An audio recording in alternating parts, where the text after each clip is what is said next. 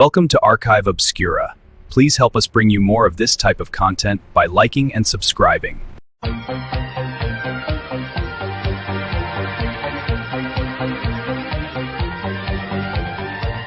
Welcome to Art Bell, Somewhere in Time. Tonight featuring Coast to Coast AM from May 16th, 1996. From the high desert and the great American Southwest, I bid you all good evening, good morning, and welcome to Coast to Coast AM live talk radio throughout the nighttime, because this radio station cares enough for you to have live talk radio on. Top of the morning, everybody, from the Hawaiian Tahitian Islands, straight across flyover country to the Caribbean and the U.S. Virgin Islands, south into South America, north to the pole, and worldwide on the internet. This is Coast to Coast AM. Great to be here this morning. We've got quite a bit to talk about, and we'll get to that in just a minute. Added to the gigantic list of #1 radio stations across the country. Survey just in for Spokane, Washington.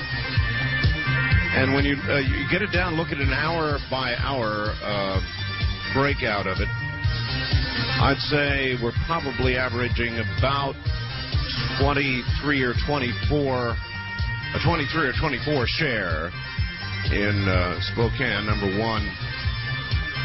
Running away. KGA Spokane, the latest #1 surveyed point for Coast to Coast AM. Absolutely amazing. Amazing.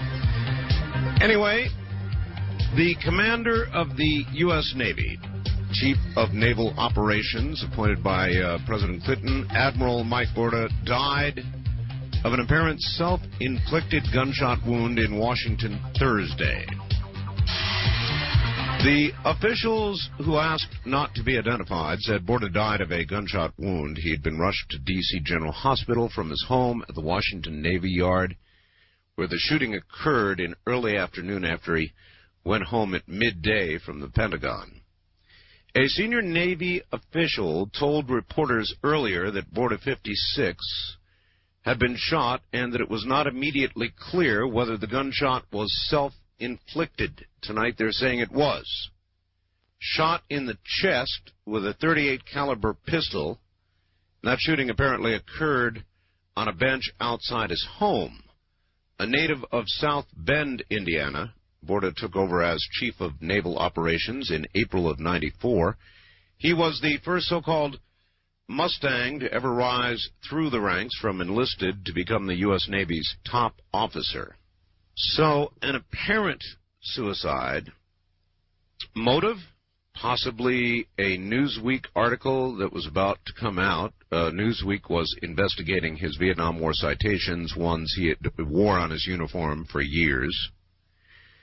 And they were going to question that. So they're saying it is a suicide. That might be a motive. The method is kind of strange. Why would a military man shoot himself in the chest? Obviously, if you fire the bullet, you intend on truly committing suicide, right? You have decided you're really going to do it, or you have not fired the gun. Don't fire the gun.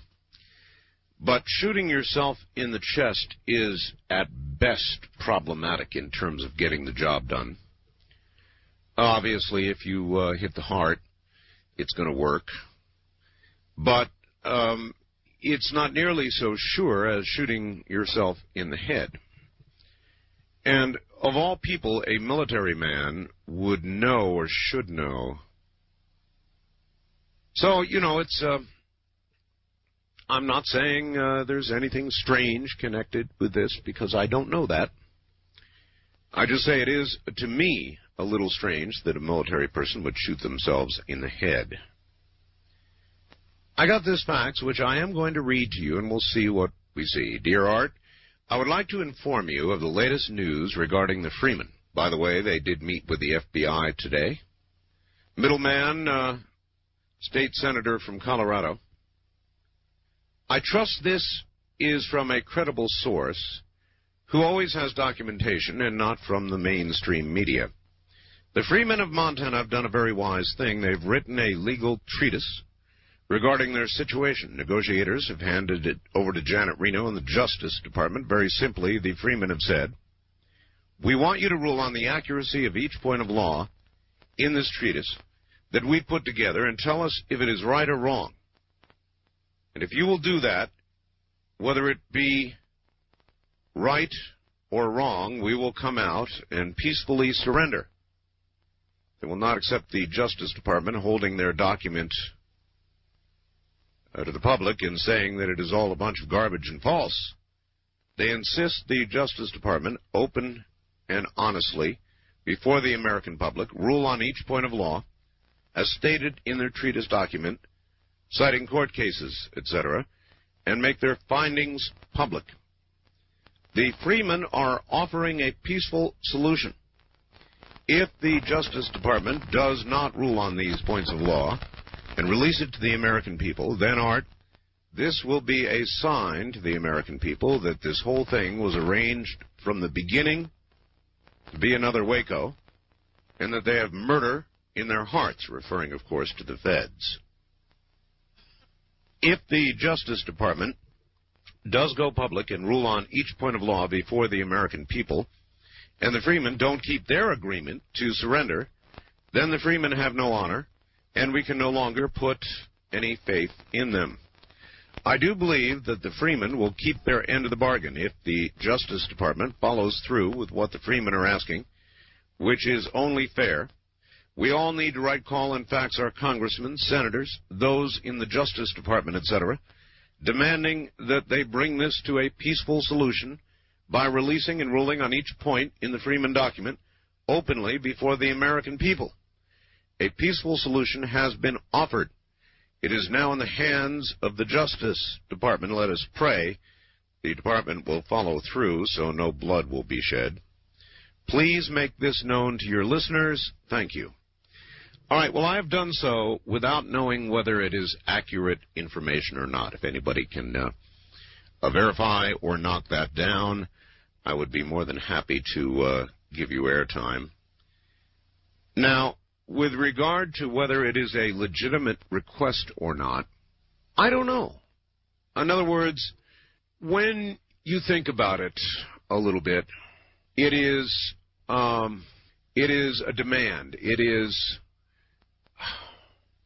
is something that they want done, or that they demand to be done, to do what they ought to do anyway, and that is come out peacefully and not shoot at federal officials.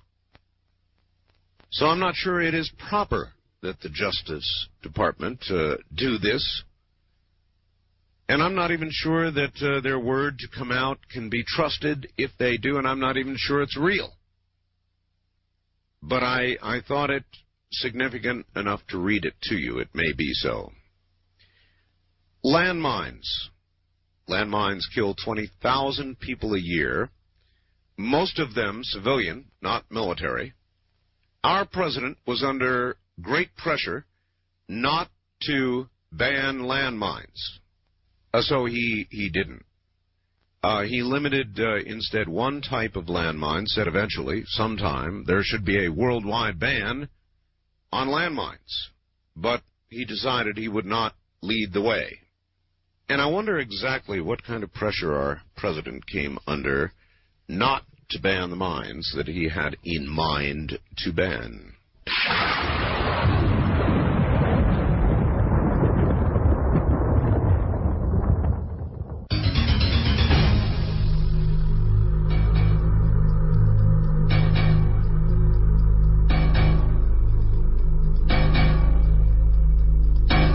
Scientists, according to Reuters, are reporting the discovery of two new and very exciting dinosaur finds in Africa.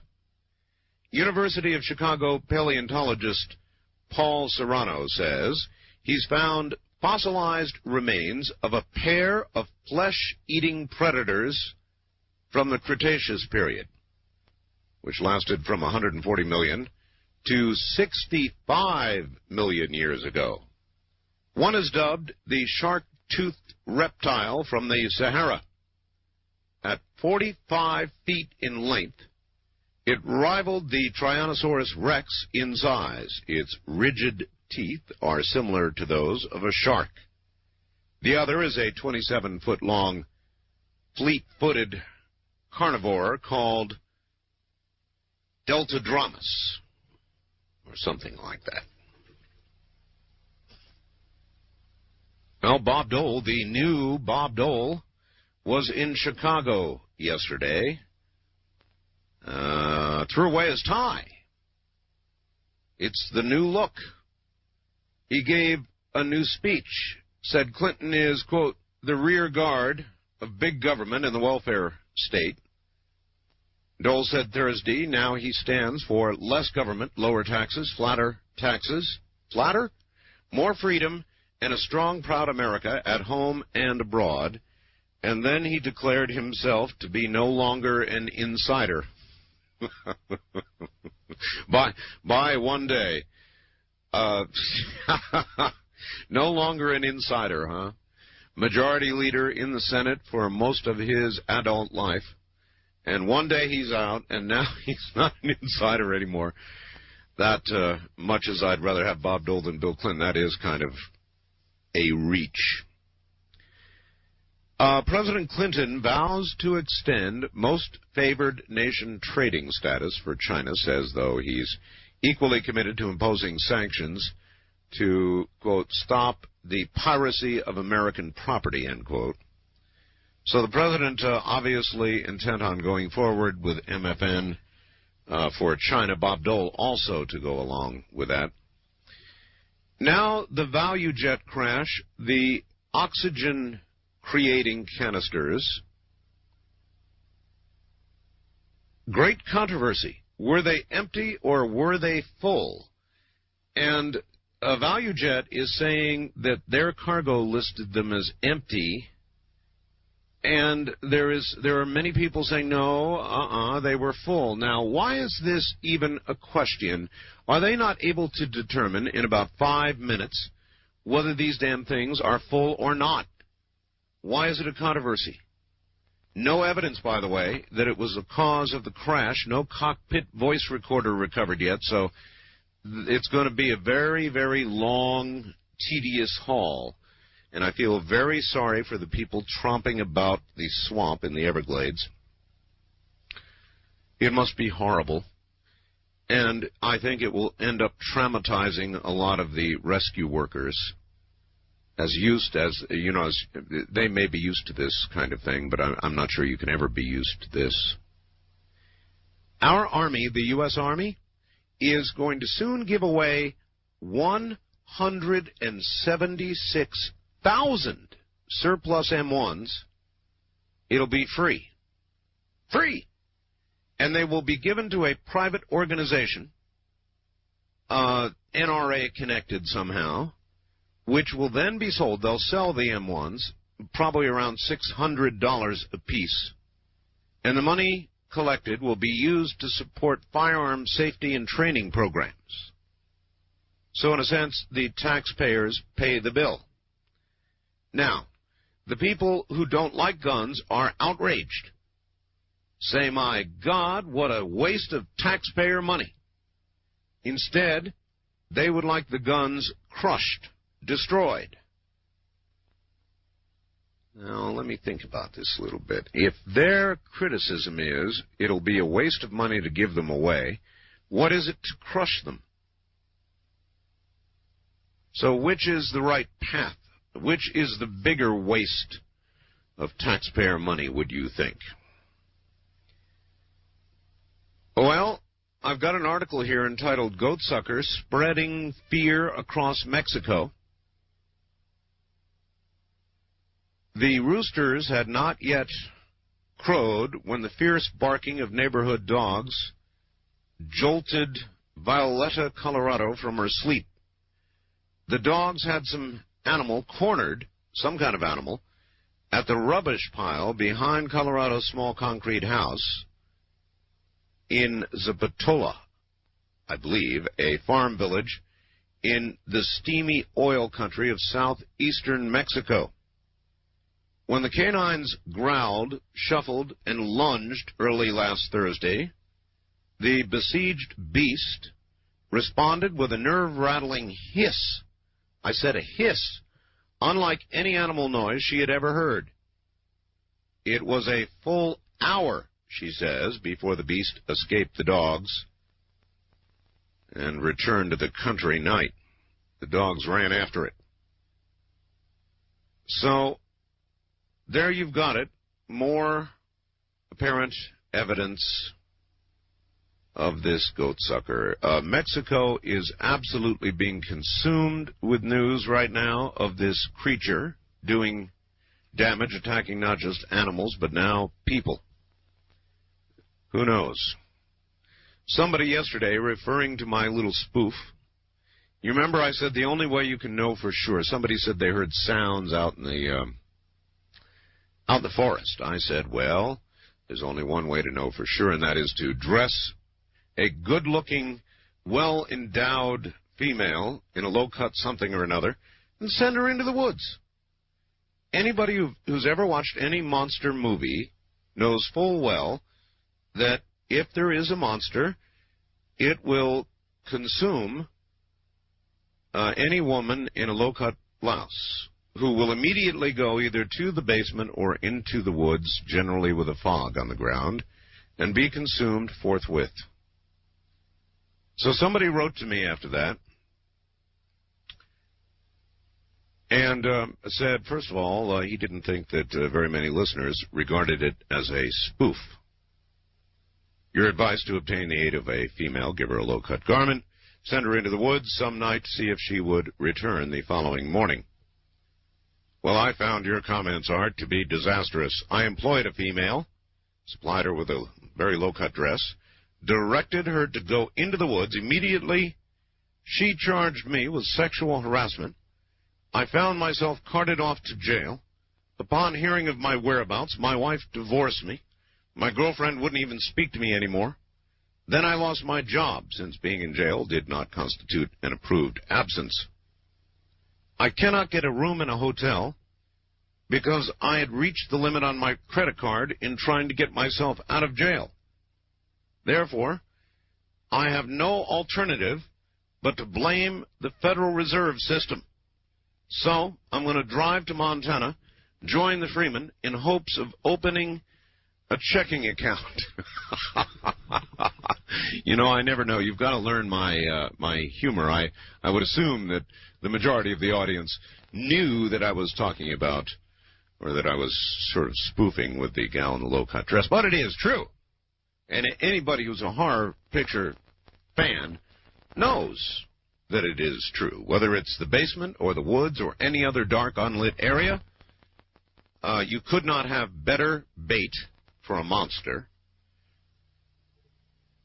of many kinds than a gal in a low-cut dress. I mean, they are simply monster bait. They might as well have it written right across their forehead, monster bait. And on that note, we'll break here at the bottom of the hour.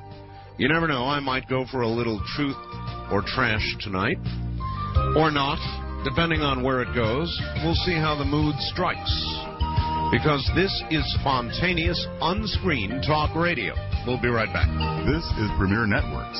That was Art Bell hosting Coast to Coast AM on this Somewhere in Time.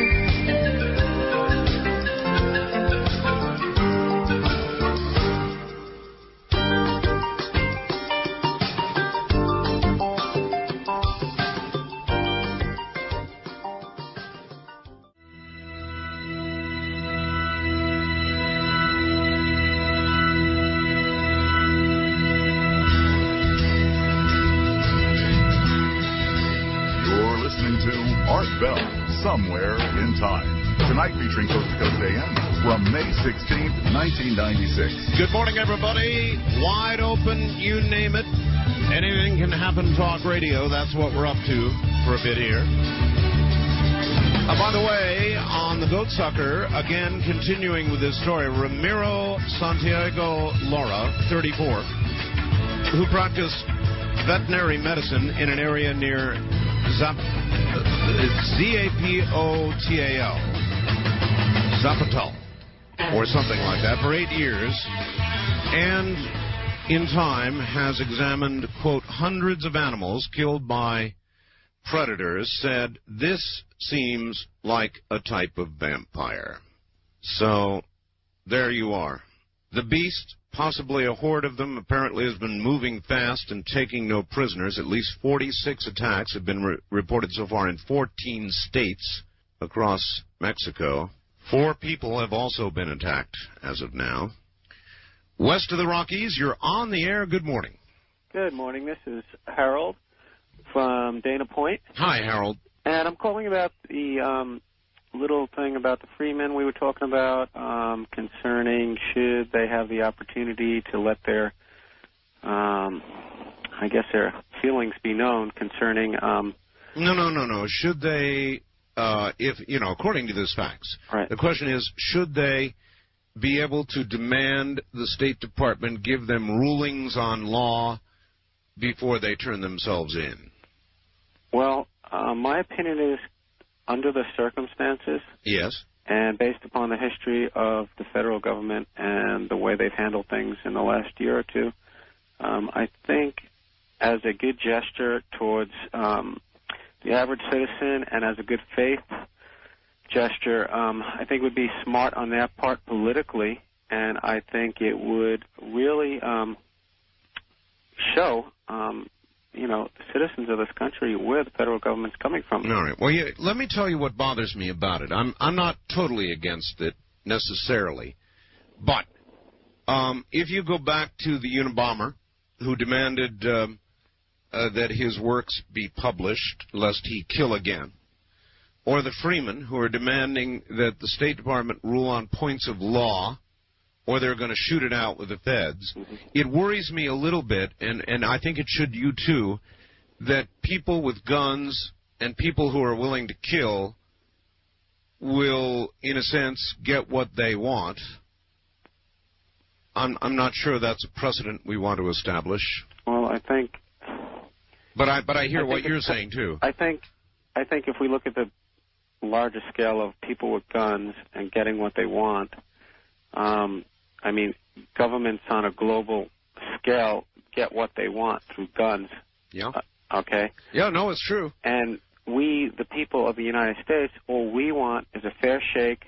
I mean, a lot of people really don't agree with what these people are doing up there, but the bottom line is they're doing something very smart right now, and they're giving the government an opportunity to take this and turn it into a good thing. But that's not going to happen. I doubt it very much.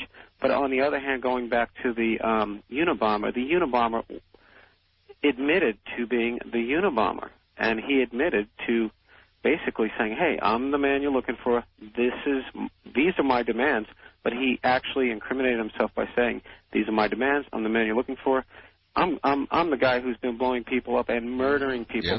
Yes. The people in Montana right now are standing on for what they believe in, and what they believe in is, I'm sure they're not. Okay, that certainly is true, sir. But again, they're demanding this be done on threat of gunfire. No, the federal government is threatening the gunfire. They're threatening to all right. Look, if federal officers came to my house. Now wait. Now slow up.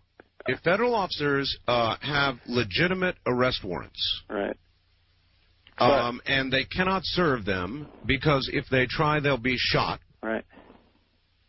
Then I'm not sure that these men have a right to demand anything of the Justice Department prior to their giving up peacefully and facing a jury of their peers. Look, what I'm saying is I'm not certain that it shouldn't be done. Maybe it should. I'm willing to debate that with you. I'm just saying that acceding to demands is inevitably going to lead to more demands by other groups who will see clearly that either killing, as in the case of the Unabomber, or the implied threat of it, unless your demands are met, works. And if it works, then a lot of people are going to begin to do it. In fact, It may well be that they are going by the response to the Unabomber's demands to be published, which he was, which arguably then led to his capture.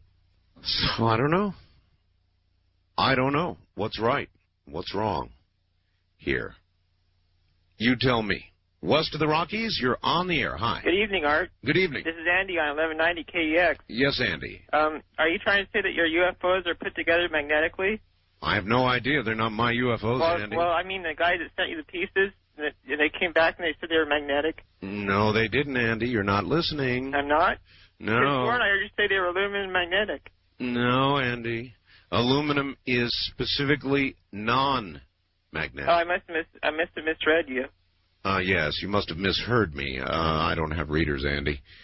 Non-magnetic. So the theory would be that in a large magnetic field, you might wish to use aluminum as a conductor, a non-affected conductor in a strong magnetic field. First-time caller line, you're on the air. Hi. Going once. Gone. Wildcard line, you're on the air. Top of the morning. Hey, Bill, how you doing? Okay. Yes, I have some information about La Chupacabras. This is Chris in Portland. Yes, Chris. I just came across a very well-informative article in a magazine called Paranoia. Paranoia? Yes, the magazine is called Paranoia. Now, there's a title for a magazine. The subtitle of it is The Conspiracy Reader. All right. So, but in any case, it's a 5-page article on the Chupacabras, and there's some really great information in here that you might not have heard about. One of them, the most interesting that I found was it says that they took samples of its blood in Campo Rico in Canovanas. I'm assuming this is Mexico. Let me tell you, sir, there's a lot of news that we don't get about Chupacabra in Mexico. I was delivered a videotape earlier today. Unfortunately, this fellow taped my show, by plugging the audio into his VCR and running it in the 6-hour mode. And what he caught was an apparent video of what is purported to be on Mexican television, a dead Chupacabra. I've got it, but it's in the 6-hour mode, which means it's lousy reproduction. And I may try to convert a picture and get it up on the website, but it would purport to be the first photograph of a Chupacabra. And I'll tell you one thing, this sucker is ugly. Wow. Yeah.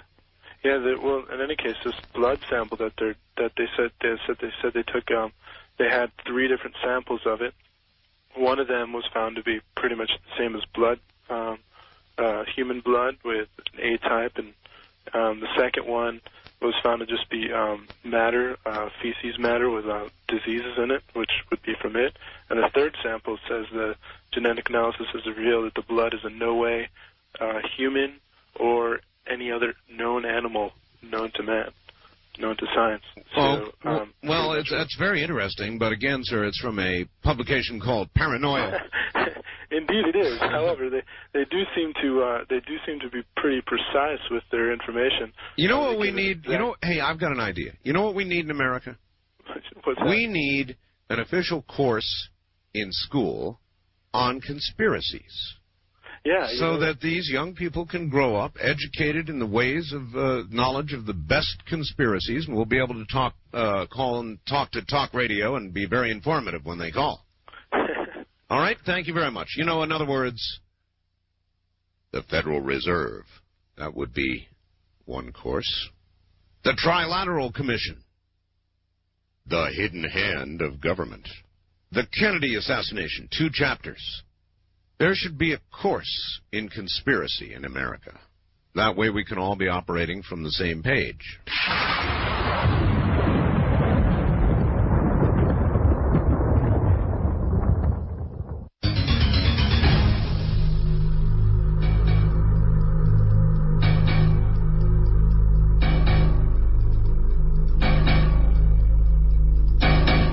East of the Rockies, you're on the air. Hey, Aaron, how you doing this morning? All right.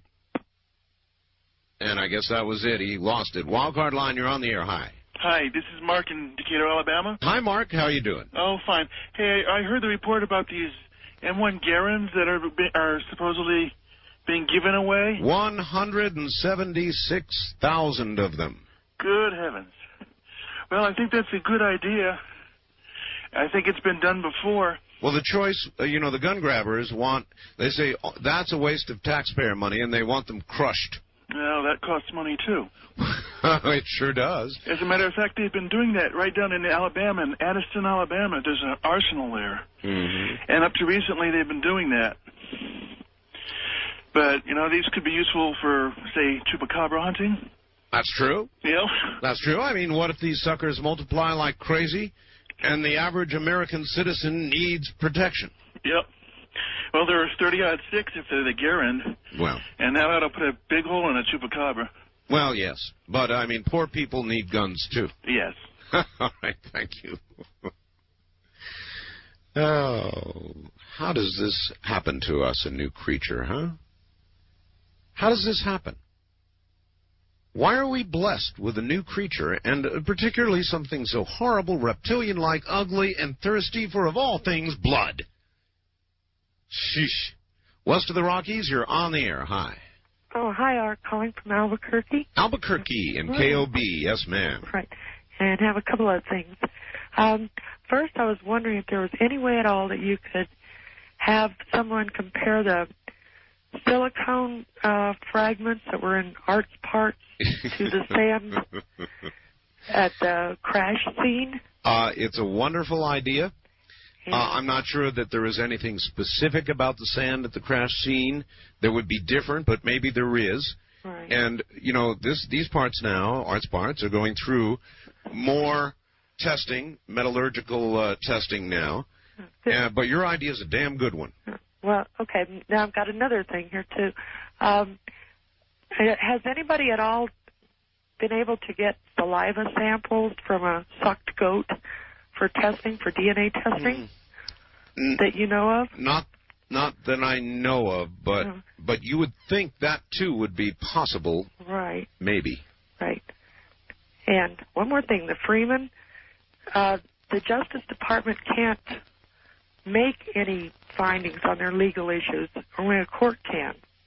That ultimately is correct. Right. But I guess they could issue some kind of finding or judgment or something. Yeah. Or the question, the more important central question is whether they should do it on principle, on threat of violent ending if they don't do it. No, I think it's time they went in and got them. Yeah.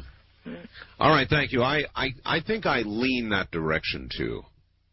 I mean, there's going to be a lot of sympathy for the idea of, yes, let's get the Justice Department to rule on these ideas of the Freeman. And I'm not totally convinced they shouldn't do it, but, God, it's being forced to do it at the point of a gun. Virtually at the point of a gun, because the clear implication is if they don't do it, it's going to be a violent ending. A bunch of people are going to get killed. It's kind of, in a lot of ways, like the Unabomber. The only difference is the Unabomber had already proven that he would kill. So, I don't know. The law is the law. Seems to me that they could get a ruling on all this stuff when they go to court. They're certainly going to go to court if they live. And they would have a chance, I would presume, to bring this out. I don't know. I'm batting it around, and I just can't quite yet come to a conclusion about what is proper. First-time caller line, you're on the air. Well, I can't believe it, Art. Well, you're on the air. Yes, you are. Where are you? I'm calling from Houston. Houston, yes, ma'am. Yes. Well, I tried to get through all last night because I heard this very same report that you reported on earlier that was faxed in. And which one are we talking about? The Freeman. Oh, yes. The situation there. Yes, I'm not sure. I mean, that is from an individual who claims inside knowledge. I realize that, but I'm saying I heard the same news report. Well, it may be true then. And I heard it on 2 different stations, and I tried to call you all last night, and I could not get through because I thought it was really breaking news. So, but anyway, they are offering a peaceful, solution, and I think that maybe our Justice Department ought to really, go forth on this. Obviously, they have some things they want public, some rulings that they want, known to us. Yeah. And, gee, I mean, I don't like the guns and all, but I think everyone should be calling, their congressman and, everyone in the Are you department sure? there. Are you sure that it's the right thing to do? I think so. I think it might be. I really do. I think we should urge, and everybody should call and demand that they come forward and bring this before the public. I mean, what could be, the harm in that? Well, all right, thank you. But there could be harm in it. That's what I'm saying. There could be. Look, maybe it's an all right idea. I don't know. But the idea of under pressure, making concessions. Look, if you wrote some hot checks, you, and they came to your home with an arrest warrant, and you said, back off, damn it, or I'm going to blow a hole through that door and you on the other side, and you began a holdout in your house with high-powered rifles, I mean, what do you think would happen to you? Just a random thought. Now, it may be they should make concessions to this group, but I tend to think not. I tend to think the damage from making that kind of concession is greater, well, then you want to say than a loss of life, no? So, I'm not sure what's right. I'm not sure. East of the Rockies, you're on the air. Hello. Yes, this is Todd from Portland, Tennessee. Hi, Todd. Yeah. How are you? I am okay. Okay. What do you think about the... well, what I was going to ask you about is do you think that these militias are as behind these freemen as they let on to be? I mean, we got militias all around here and everywhere else. Yeah, no, I don't. I think there are some fringe groups that are supporting the freemen, but that by and large, most mainstream militias are hanging back, do not support, nor do they say they're going to come rushing in if something begins to occur. However, if enough fringe groups were to become involved in a confrontation and it spread, then some of the mainstream militias would begin to move, and then you'd have a war. Does that answer your question? Yeah, it does. It would take quite a bit to get the bigger ones into it, I'd say. I would agree with you, but you see, wars start very, very easily. And if you've got some fringe-type folks who would rush to the aid of the militia with guns, and there began shooting between the FBI, BATF, maybe even military units, and fringe groups, enough of them, and a bunch of people began to get killed, then the thing would have spread because of, but way beyond, the freemen. Then you're running the risk of a war. It's called a civil war. Could it happen? Yes. Could that spark it? Yes. Should the State Department rule on their points of law? I'm not sure. The trip back in time continues with Art Bell hosting Coast to Coast AM. More Somewhere in Time coming up.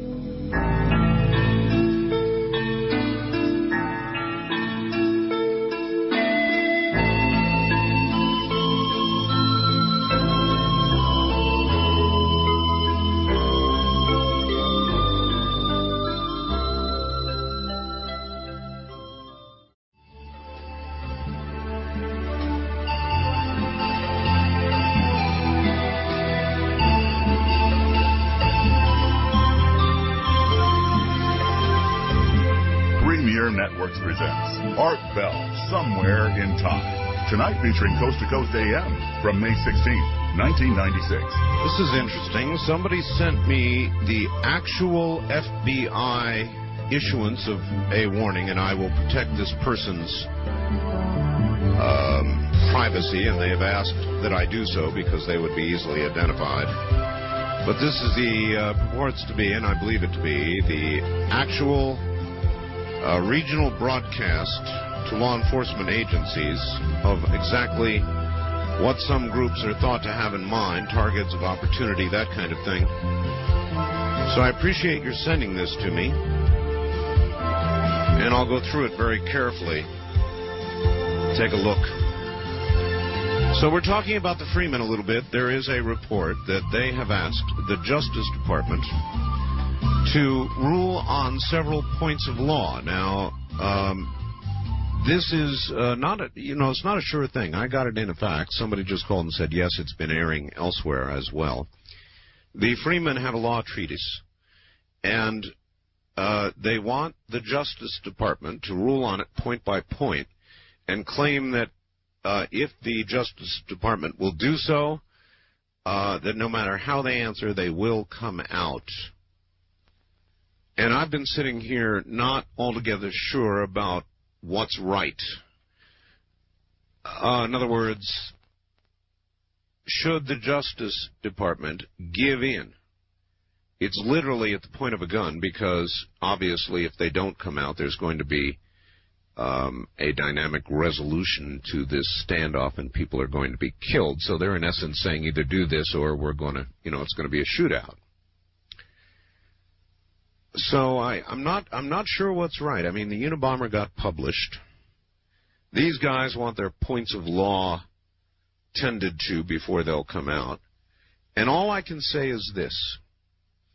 If you were accused of, keyword accused of, writing a bad check, hot check, whatever, and a marshal came to your door with a warrant for arrest, would you think you would have the opportunity to have points of law ruled on by the Justice Department before you were taken into custody? The answer to that clearly has to be no. So whether or not we should do it for the Freeman, I'm not sure.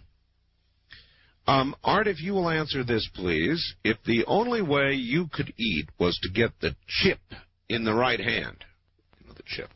By the way, I was saying earlier, we're getting to the point in America now where I think there should be a class in our schoolrooms, conspiracy class, so that people might have their conspiracy IDs together. So then when they graduate, they can call talk radio and they can talk intelligently and know how to properly bash the Fed, the Rockefellers, Bilderbergers.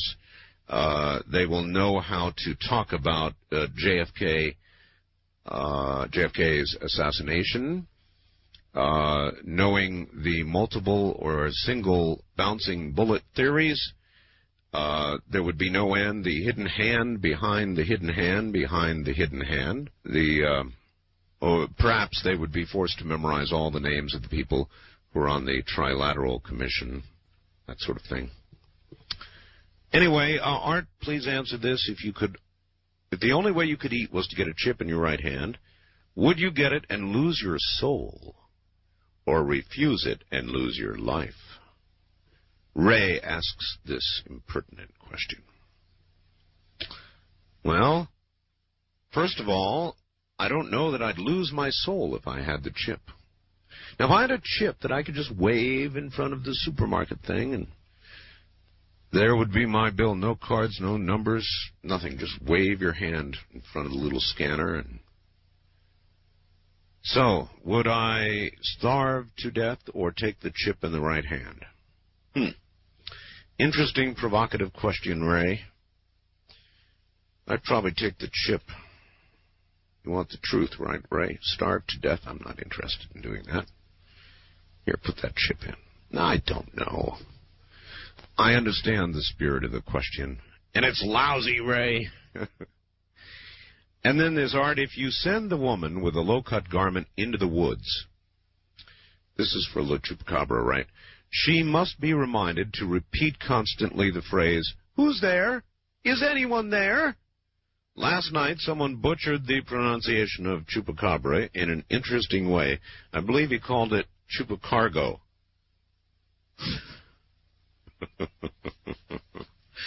Maybe these creatures work for UPS, he says.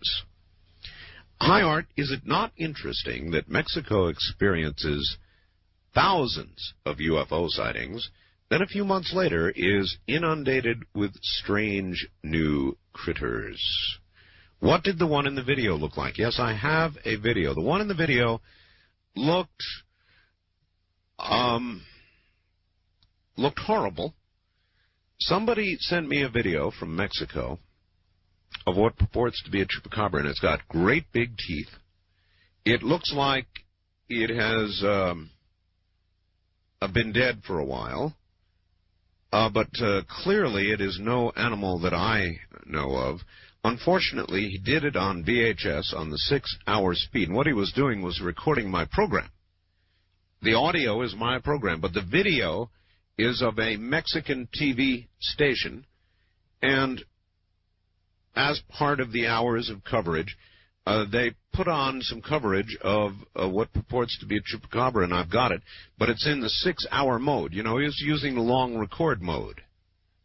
So I've got this video, which I may try to convert to a photograph, a still, and then upload, if you want to look at what purports to be a real chupacabra. And it could be. It looks awful. Absolutely awful. I just wish the shot was better. West of the Rockies, you're on the air. Hi, Art. Hello.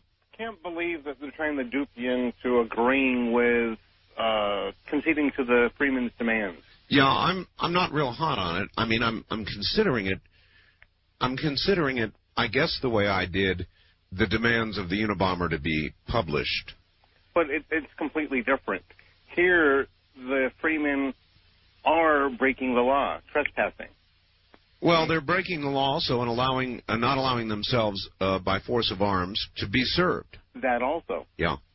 And the place to prove that or disprove it is in the court. No, I agree. And think about the danger of having law enforcement interpreting or ruling on laws. Things the court ought to be ruling on. Exactly. The Justice Department can give opinions. It can't rule as a court would rule. But even demanding opinions, they're turning the system upside down. Yeah, that's correct, and it's a horrible a precedent to establish. So I don't think I'm for it. But then the other side of the coin is, if that would end it peacefully, instead of a bunch of cops and FBI and BATF getting killed, along with a bunch of people inside getting killed, it's a weighty item to think about. Oh, that it is. And they should just wait a minute. They have to come out eventually. Mm-hmm. And so if they're going to be parking out there for a year, let them park out there for a year. Mm-hmm. Eventually they will come out. Do you think, the example I gave earlier is, if you wrote a hot check and a marshal came to your door to serve you, and you said, get the hell out of here, I'm going to blast a hole in that door and through you too, what do you think would happen to you? I would think I would probably get blown away. Yeah, probably you would. All right, thank you very much for the call. Would you be afforded the consideration of having somebody, the Justice Department, on your demand, or somebody ruling on what you believe to be your points of law? And right now, I'm not even saying the Freemen are right or wrong. I'm simply considering whether the government should, cede to their demands in this case.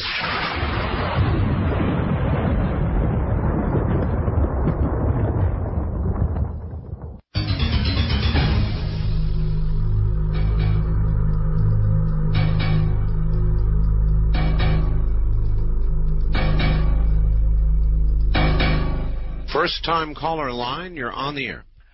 Yes, I'm calling with a comment regarding the death. All right, if you would, sir, get close to your phone and yell at us, because you're very weak. Oh, okay. Can you hear me now? That's much better, yes. Okay, yeah. Patrick in Portland, Oregon. Yes, sir. I'm calling with a comment regarding the death of the Chief of Naval Operations. Yes. Yeah, I saw a news broadcast on one of the networks regarding that earlier today. Mm-hmm. And one of the things they mentioned was that when he was being questioned by somebody from Newsweek regarding what certain of the medals that he was wearing had been for. Yes. Was that he turned to one of his aides at that point and said, "How should I handle this?" And don't know what the aide said then, but then he said, in reply, "Well, maybe I'll tell the truth." Now I don't know.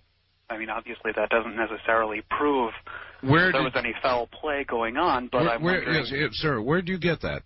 That was on a, let's see, it was on one of the networks, Nationwide News this morning. No, excuse me, this evening. I think that was the Paramount Network.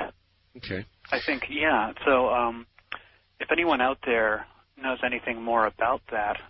I'd appreciate the input as well. What I don't understand, I understand suicide.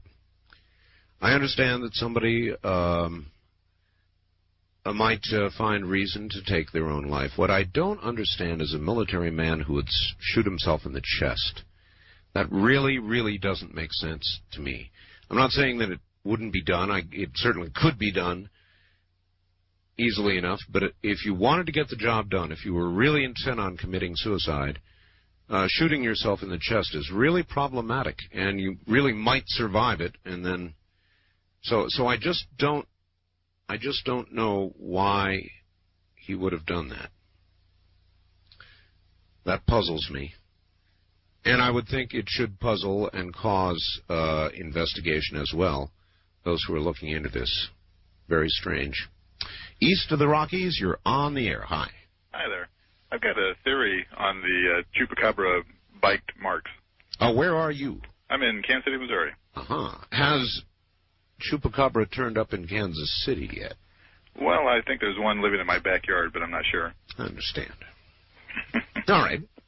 Well, the outside marks, there's 2 puncture marks, and then on the inside there's 4. Yes. I have a feeling that the outside marks are the first strokes, and then maybe the fangs are withdrawn, and then the head is tilted, and then there's another stroke through the same 2 holes on the outside, and then the drinking of the blood takes place from the first 2 on the inside, and the second stroke, which produces the second set, is just a hold on. Yuck. Pleasant thought. Yes. How about a nice late evening stroll down a dark road, sir? Just me and Chupa. Nice talking to you. Yeah, take care. And I wish I knew what this creature was. The video that I've got is very upsetting. If you saw this, it shows the jaw and the teeth, and the jaw is sort of prehistoric. It's really weird, and the teeth are long, and I'm going to try to snap a single photograph out of that. I may be able to. I'll do the best I can. Unfortunately, again, though, it was in the 6-hour mode. And the 6-hour mode is good for audio, but it sure isn't much for video. West of the Rockies, you're on the air. Hi. Hi, Art. This is Johnny from Hawaii, Kai, Hawaii. Yes, sir. I had a couple of things I wanted to ask you about. Okay.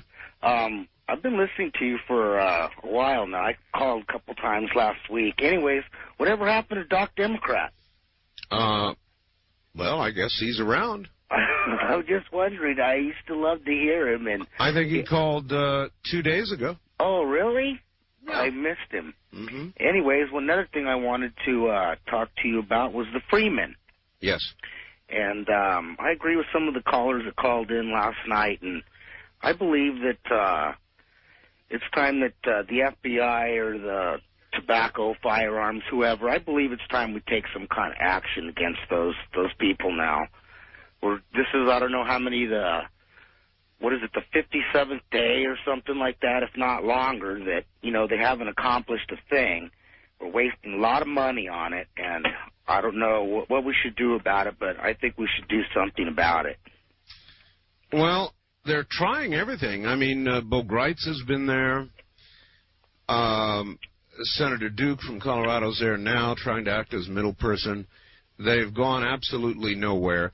I got a message here saying they want the Justice Department, to rule on their law treatise. point by point, and if the Justice Department will only do that, they say they'll come out. Huh.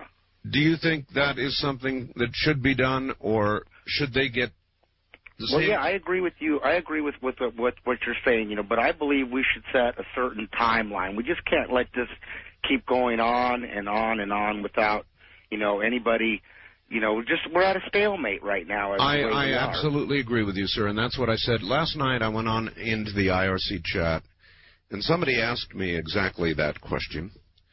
They asked what I think should be done in the case of the Freeman. And my one-line reply, when you're in a chat room, you issue one-line replies, was I think there ought to be an ultimatum given. And I do think that way the ball goes back into their court. Basically, the law is saying, look, the law is going to be applied to you as it is to everybody else.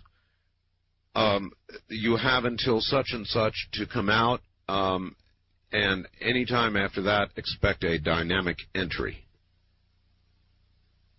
In other words, we're going to come in and get you. I think that's what needs to be done, or that's what I would do if I were in charge. And then if they want points of law decided, or they have claims, they can be made in open court. East of the Rockies, you're on the air. Hello. Yeah, it's really interesting about the wind tonight. I'm noticing, the wind only blows. I'm hearing you on a kind of a staticky station right now because you come in full force in about an hour. Where are you? Oklahoma. Oklahoma. Okay. So I'm hearing you well about 4 places on the radio, but they're somewhat staticky. But I can hear you fine when, like this last caller. Yes. I heard you fine, so the wind was not blowing. And when you're talking about the Chulabra, whatever, the wind is not blowing. But when you're talking about the surplus stuff, in the news, the wind blew so much that it moved that, that's what the guy at the radio station told me. It was the wind blowing the antenna. Oh. That I couldn't even hardly hear you. So the wind below, it's interesting, don't you think? Vaguely, but I would not necessarily attribute what I'm saying. And when you're talking about the Freeman, yes, was the wind blowing then? The last caller, the wind was not blowing. But the other callers, the wind began to just blow. Well, listen, I couldn't even hardly hear it at all. You don't have enough of a database here, and what you need to do is write down my topics, and you need a wind meter there. This is so interesting. Well, yeah, but we've got to nail this down, and the only way to do it is for you to have a wind meter, so that you can listen to the topics, write down the topics, and write down the mile per hour reading on the wind. All right, I will. Thank you. And then over a period of time, we can nail this down. All right. All right? Thank you very much for the call. And people in Oklahoma with much time on their hands, apparently. Yes. Well, the wind. Wind. Oh, jeez. It's going to be a fun night, I can tell. West of the Rockies, you're on the air. Hello. Yes, I'm in Alaska. Alaska, yes. How's the wind up there? And I thought you said you read the Bible. Oh, yes. You do? A number of times. And you don't know anything about the number, and you should know that the number is 666 on the chip in my hand. Is that what you meant? But that is the number of the beast, is it not? Well, no, nobody's proven it. Well, I know, but that is what a bunch of religious people say. A bunch of religious people, huh? Yeah. So in taking the chip, I would not then see. I knew exactly what he was talking about. Mm-hmm. You said you would take it. So the Bible says if you take it, you lose your soul, right? You've had it. You've had it. Your soul is gone. Your soul is dog meat. And now, the other night you said that you... Listen, I've got a break here. You're on a toll-free line. You hold on. I'll come back to you after the break, all right? Thank you. And we'll talk about the latest chipset. This is Premier Networks.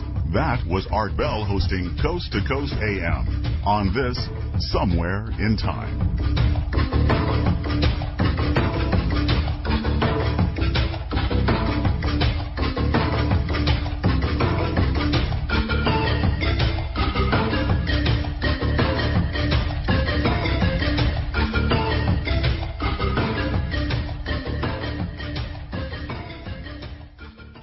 morning, everybody. Well, somebody named Joy here in Pahrump sent me a number purporting to be that of the Freeman. It is not. It is of an information center. And I woke some poor fellow up who is not feeling well anyway and didn't want to go on the air. So we'll check back with them in a few days, but it is absolutely not the Freeman. They are in contact with those who have gone to jail and so forth, but not actually with the Freeman.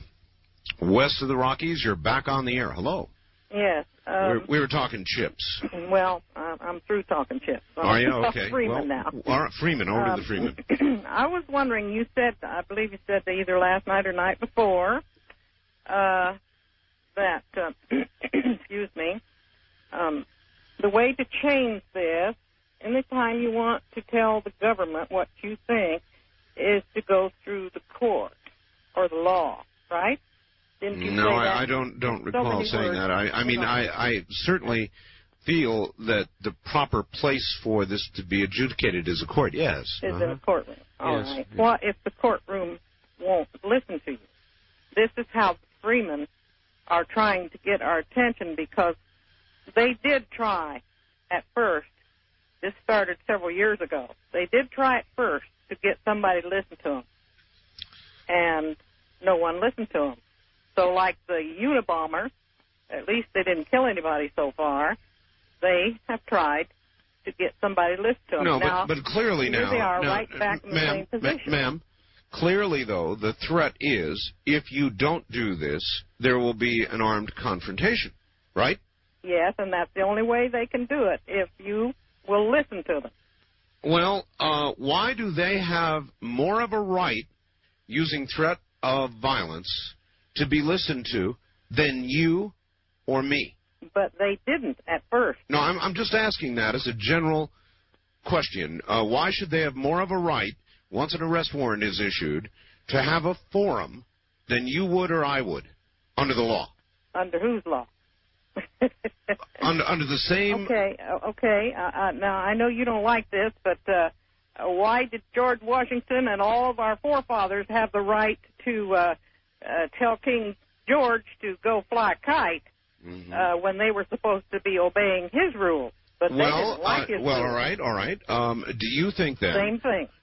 Is it? Yes. Is it really? In other words, is it time Americans took up guns, turned this government over, overthrow the government, and change things and take them, I don't know what you would consider, back to their constitutional beginnings? I'm sure that's what you and others would claim. Is it time to do that? Is that what you're saying? Yes. I see. To have an armed revolution. Back to the original Constitution. It has been stolen right out from under us. I know you don't think it has, but it has. Well, it's eroded, ma'am, but I don't think it has been stolen. And the fact that you're on the radio saying this right now tells you that your constitutional rights are not gone. Well, to you, yes. Art, you are able to get a hold of these people that you say are listening to you. Why don't you try to get some of these permission to get some of these Freemen on the air and interview them yourself? I have absolutely no problem with that, but it is my understanding that their telephone communications have been cut off, and they are only able to communicate by phone with the FBI. Well, I've seen them on TV meeting this afternoon. Now, somebody could sure hand them a telephone and let them talk to you. All right, well, look, I'm open to it. Yeah, look, I'm open to it. Now, let me see, how can I do this? You know me, I'll interview anybody. Sure, of course I'd interview them. And I would interview the FBI as well, or the BATF, or any of the officers that are on watch out there, or anybody from Justice, the Justice Department, or anybody else. I guess I'm just asking, I asked her, why should they have more of a right than she would have or I would have to a forum, to be heard, or to have some point of law that I would like ruled on before I give up and put my gun down and don't kill? Why should they have more of a right? Her answer was, basically, yes, it's time for an armed revolution. That's why, because our constitutional rights are gone. And she's correct. I don't agree with her. Eroded, yes. Every time the government faces a greater threat, drugs, crime, juvenile crime, senseless murder, gang warfare, in order to do something about it, it's going to compress your rights under the Constitution. Or somebody's rights. That's a true statement. So, I don't think it's time to pick up guns and change our form of government, because it is not our form of government that is the problem, and that's where everybody's going wrong. It is us. We are the problem. And if our constitutional rights are evaporating and being compressed, we're the ones doing it. Don't you get it? A lot of people don't get it. To a lot of people, it is them, the government, taking the rights from us. Well, no, it isn't either. No, damn it, it is not. I'm not saying they might not take advantage and go farther than they ought in some cases. But basically, most of what's occurring is a response to what we are doing. 100,000 more police on the streets? Why? Well, because we've got a lot of indiscriminate crime going on out there. That's why. A war on drugs? Why?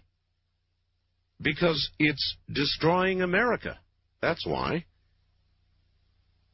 Now, in fighting that war, certain liberties are taken. Both meanings apply. Certain liberties are taken.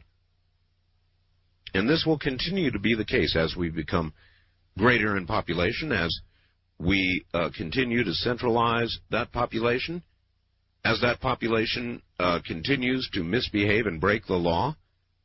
It will be tougher on everybody. East of the Rockies, you're on the air. Hi. Yes. Hello. Yeah. Art, you talk about the free men. Yes, sir. Okay.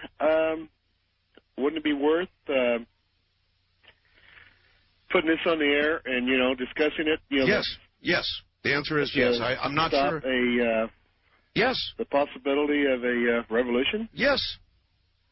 And I would love to do it. Now, how to do it is another question.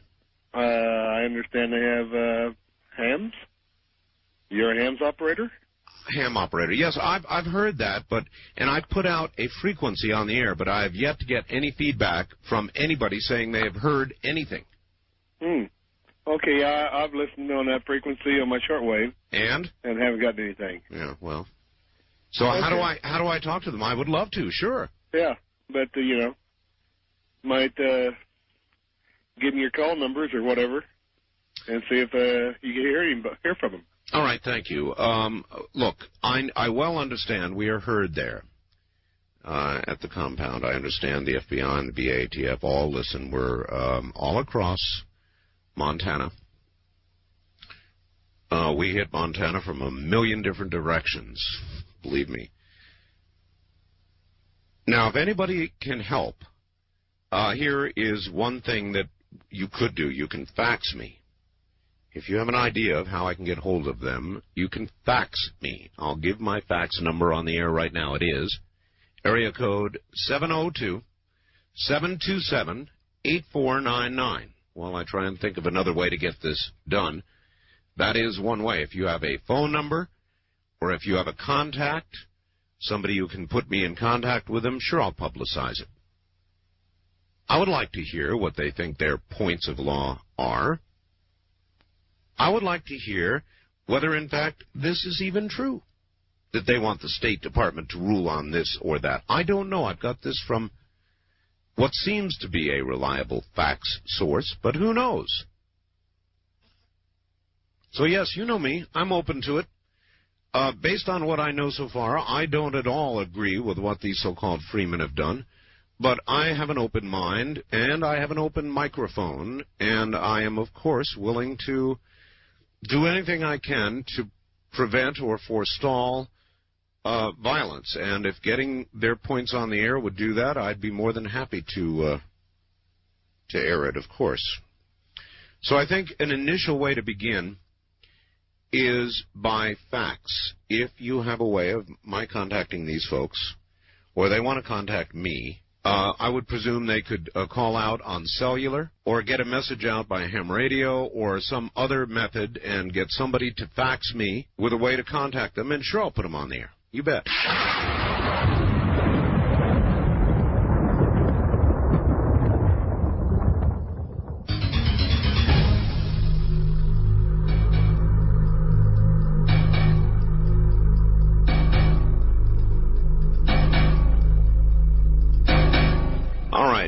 Back now to the lines and all of you. West of the Rockies, you're on the air. Good morning. Hey, Art. This is Walter on Albuquerque. Hello. Yeah, I've been trying to get through to you. I'm a first-time caller. I just wanted to say, I appreciate your show. Thank you. Dealing with this Freeman and everybody else who says, well, our rights have been violated. Well, if you don't practice your responsibilities, you begin to lose your rights. Yes. And I wonder if they went out and voted in the last election or not. It's always a good question, and I think many times the answer is no. And another thing, I think they should just go ahead and move in on them. Yes. And just don't give them no quarter, because they've given them enough time already. So you two think they should just move in? That's it. I don't think, these points of order or whatever they have, they can bring it out in court. Everybody's, they can have their time on the witness stand, just like anybody else who's accused of a crime. That's it. All right, thank you. And if it was you, if it was me, we would be hauled off, and you know it. And the only reason they're not being hauled off right now is because they have lots of guns, and they are threatening to use them. Not be taken alive, right? No, sir, not going to submit to your corrupt judicial system, will not be taken alive. That is more or less what they're saying, right? And I just don't think it's proper that we cave to those demands any more than the police or marshals would cave to such demands that I would make on a personal basis. That's the thread of my thinking on this. Oh. West of the Rockies, you're on the air. Hello. Hi, Art. Nonpartisan Tim in San Diego here. Hi, Tim. How are you? Pretty good. I've said it before. I'll say it again. I think it's everybody's personal decision when the government has gone too far and it's time to take it back. We were given the right to do that. Thomas Jefferson wrote that, when a government, I don't know the exact words, but when a government no longer represents the people, when it becomes a tyranny, we have the right to overthrow it. And, yes. Of course, not everybody is going to agree at the same time when that point has been reached. And you think that point has been reached? No, I do not. You don't? But I do believe that the freemen have, nobody can sit here and tell them that point hasn't been reached. If they feel that it has, then they're going to take the appropriate action. Well, if a lot of people felt that point had been reached, then I would think the militias, which consider themselves, I'm sure, the point guys in the watchfulness over the government, would have been rushing in, and they're not. Well, it's not for them to decide when the point has been reached. It's for each. I believe it's for each individual person has to decide for himself. Yes, sir. But my point was that if many such decisions had already been made, then surely the militias, which are the point guys in watchfulness, would be rushing to the assistance of these free men, so-called. You're right. And because they haven't, that shows you that most likely the militia have not decided that the point has been reached. And if they haven't, we're behind them, I'm sure, in making that decision. So if the militia has not made that decision, then what should be done? Should these men then be brought to justice as you would be or I would be? Yeah, I think they should, and I think they will be. And as far as what gives them the right to have their say before they are brought to justice, I think if you look at it from their point of view, they're about to be railroaded. Now, I don't believe they are. You don't. I think we both agree that they should be in jail, or at least be in court in front of a jury. But from their point of view, they're about to get railroaded. So they want to make public whatever it is they want to say before they are, shelved, put away.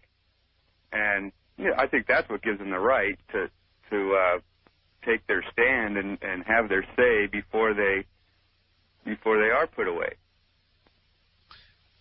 Well, all right. Then, what do you have to say about this? That then other people, groups or individuals, at the point of a gun or the threat of a bomb or whatever it is, will demand their various little demands before they are taken in front of a court for judgment.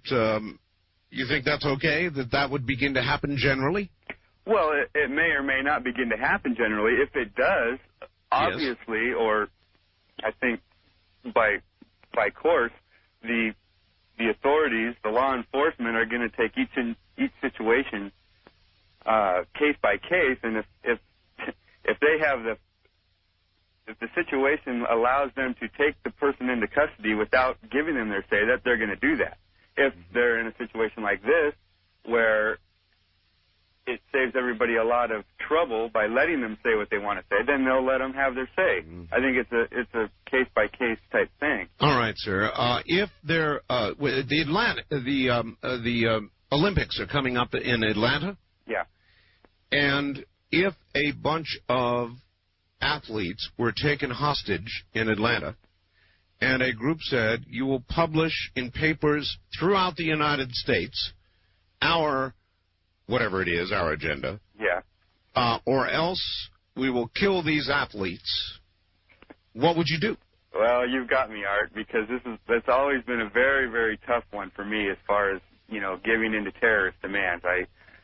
Half of me goes along with the theory that you never give in to terrorists because that just invites more of it. In what way are these freemen different than terrorists? Well, they don't have hostages, number one. So... Well, they've got women and children in there, and that must be what's stopping the FBI and ATF, I'm sure. Yeah, but... they're not exactly hostages, but they're threatening death. Death of their own death, that of federal officials who would come and try to serve warrants peacefully. That's true, but I think the immediacy of the situation is different because in a true terrorist situation, a hostage situation, they've got innocent bystanders, and they're threatening their lives. In this situation, everybody in there, I think, is in there voluntarily, whether they be women or children or not. I'm sure they've been given an opportunity to come out. All right, well, I'm thinking this one over, and what I will try to do, I guess the only, other than discussing this with you, as we are now doing, the only other thing that I could do would be to give them a hearing if they can find a way to contact me. We are now the largest live talk show in America, period. It would be an appropriate forum, and I would allow it. So, again, let me give out my fax number, all right? And if somebody can get through and get me in touch with these free men, I will air what they have to say. And my fax number is area code 702-727-8499, 702-727-8499, and they can communicate with us by fax, internet, shortwave. There are all kinds of possibilities, and I'm open to all of them. I would like to see this end peacefully, but I am weighing against that wish the rule of law, which, if it is to mean anything, in my opinion, must apply.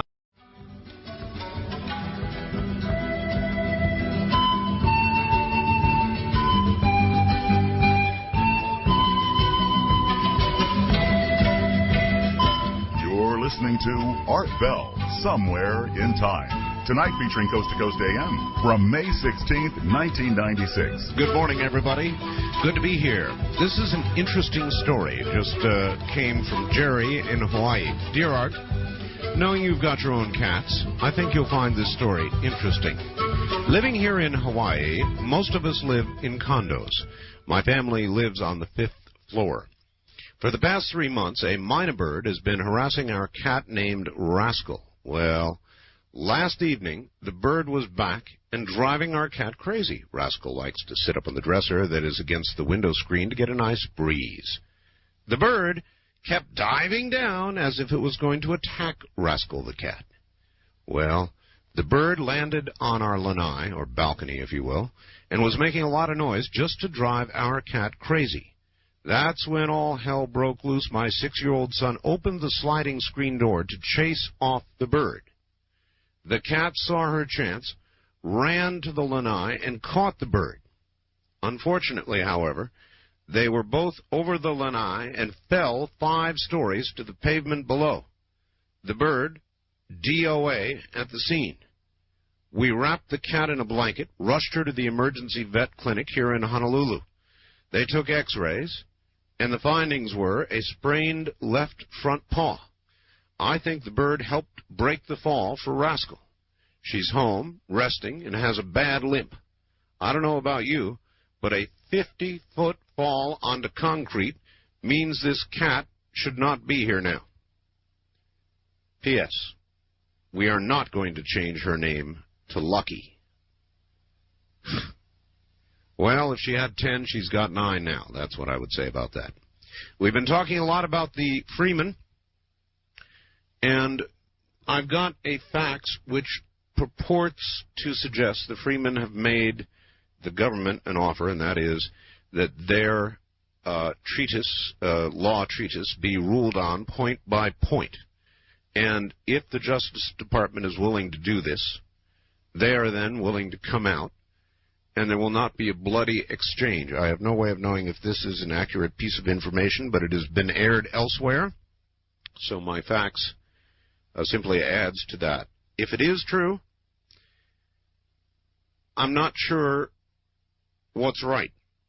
In other words, I'm not sure that our government should, under pressure, be forced to do something for these so-called freemen that they would not do for the rest of us. That is, give us some consideration or rulings or opinions of law prior to our making ourselves available under a lawful warrant for arrest.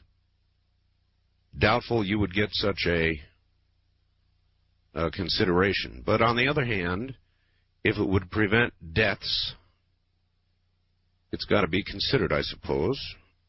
But I think when you balance it, the answer probably ought to be no. It may be yes, and that will be a political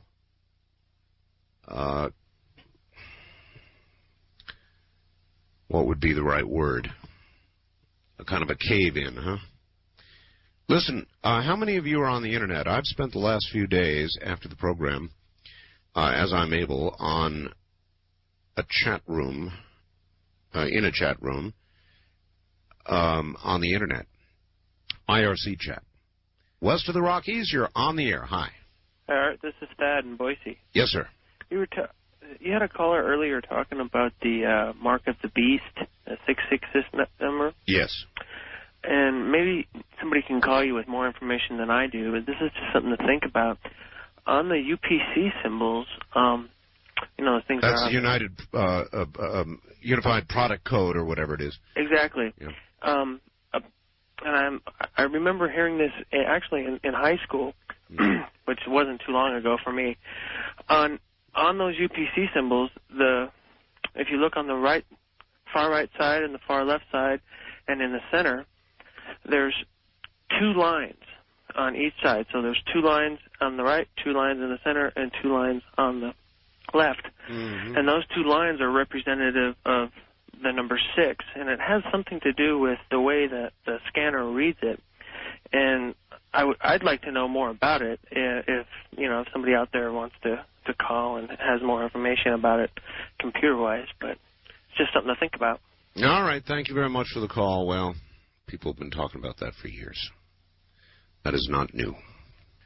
Mark of the beast. Somebody sent me a fax and said, Art, if you had a choice of eating or having a chip implanted in your hand and losing your soul, what would you do? Well, I don't know. What would you do? Would you take the chip? My guess is that before it ever came to that, we'd be at war or something. That's a real answer. Don't you think? Implant a chip in your hand?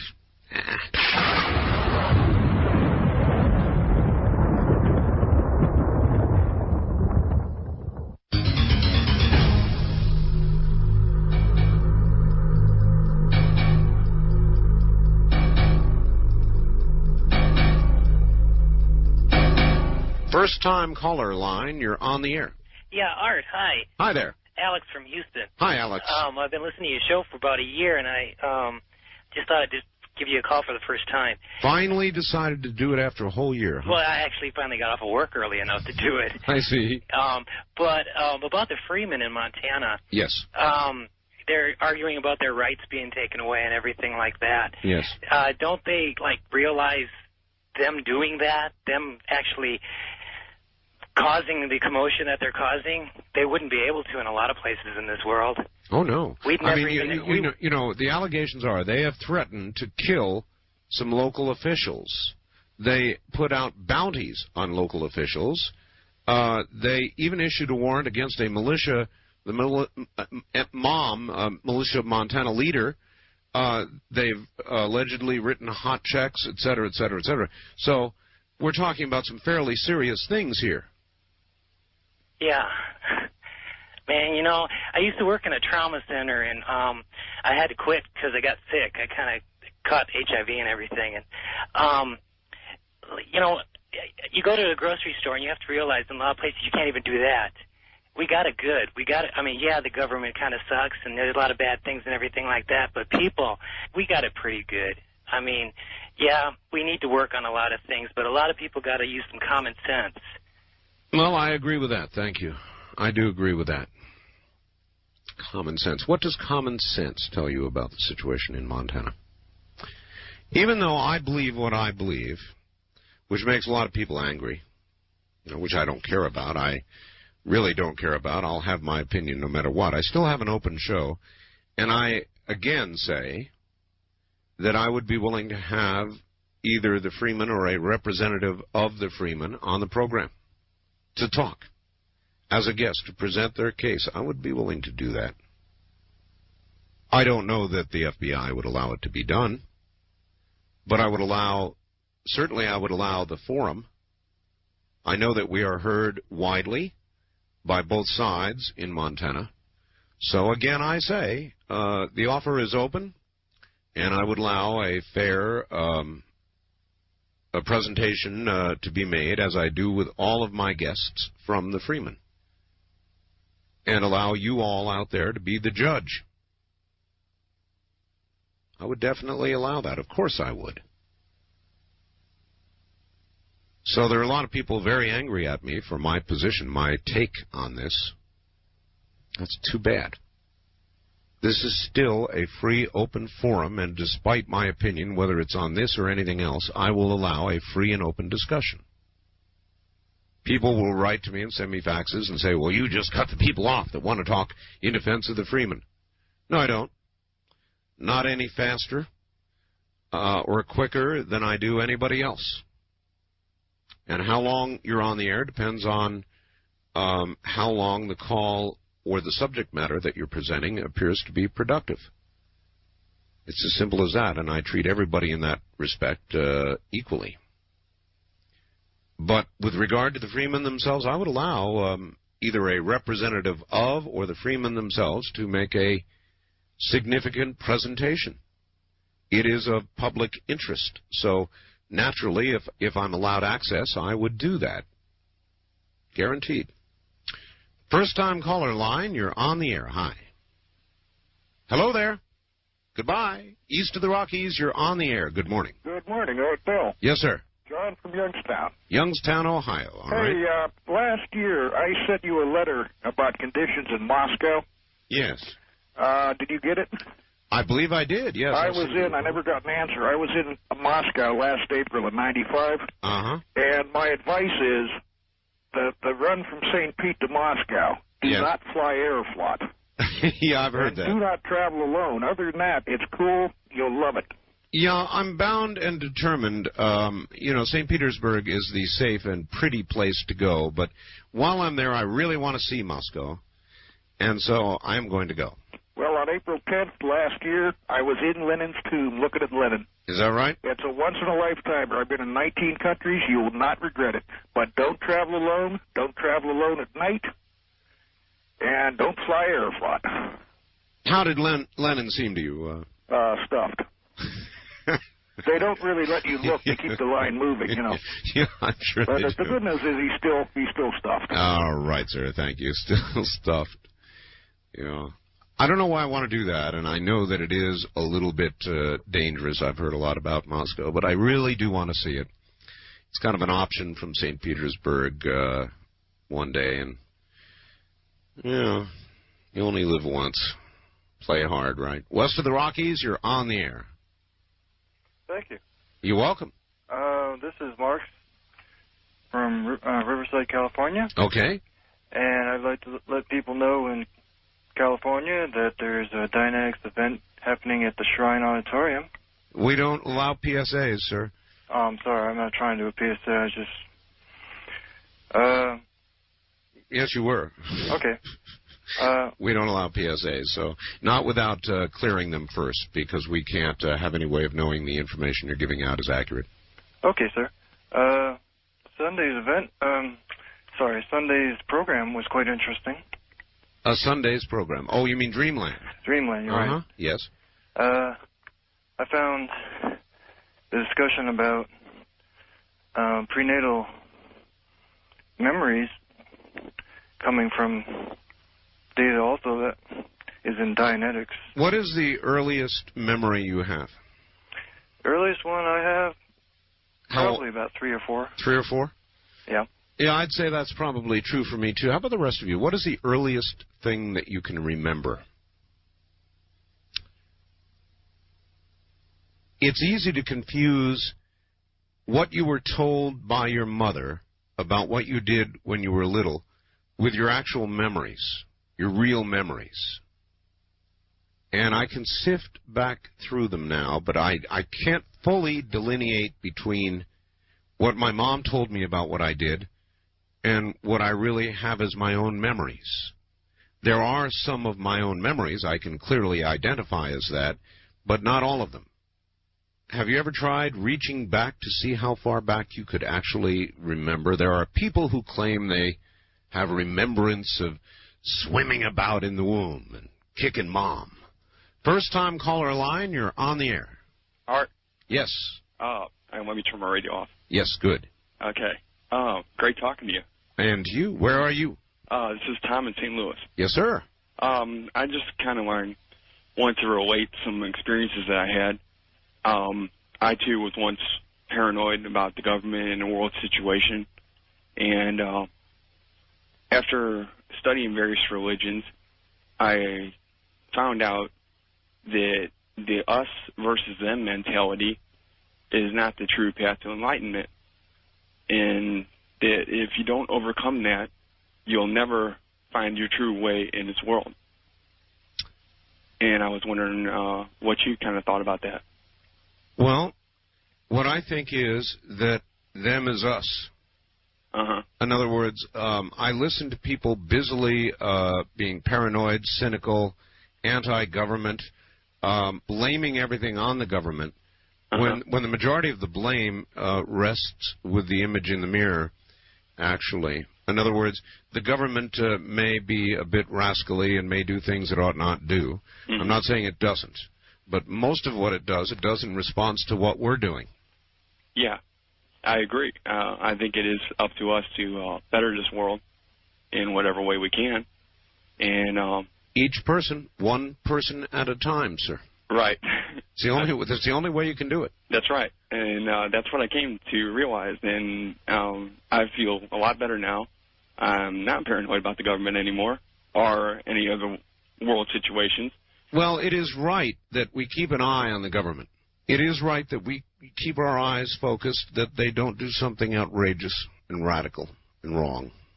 However, I still perceive there to be generally more freedoms in this country than anywhere else in the whole world. I observe our standard of living to be way beyond most of the rest of the world. In other words, we're still in pretty good shape here. You can travel freely. You can call up this talk show and rant and rave about this and that. You have freedom of speech, in other words. Generally, we are, by comparison, a very, very free country. All of that is true. Now, the challenges to our freedoms and, the compression of our freedoms, or many aspects of the Bill of Rights articles, is mostly due to our own behavior. At least when I stand back, that's the way I see it, as opposed to a simple tyrannical, power-grabbing government that wants to do things to us. And not enough people are focusing on what's going on out here, and too many are focusing on sort of a paranoid us versus them. They're trying to get us. They're trying to make us slaves kind of mentality. West of the Rockies, you're on the air. Hello. Yeah, Art. Hello. This is Joe up in Redding, California. Hi, Joe. As far as prenatal memories. Yes. I remember back before I was born.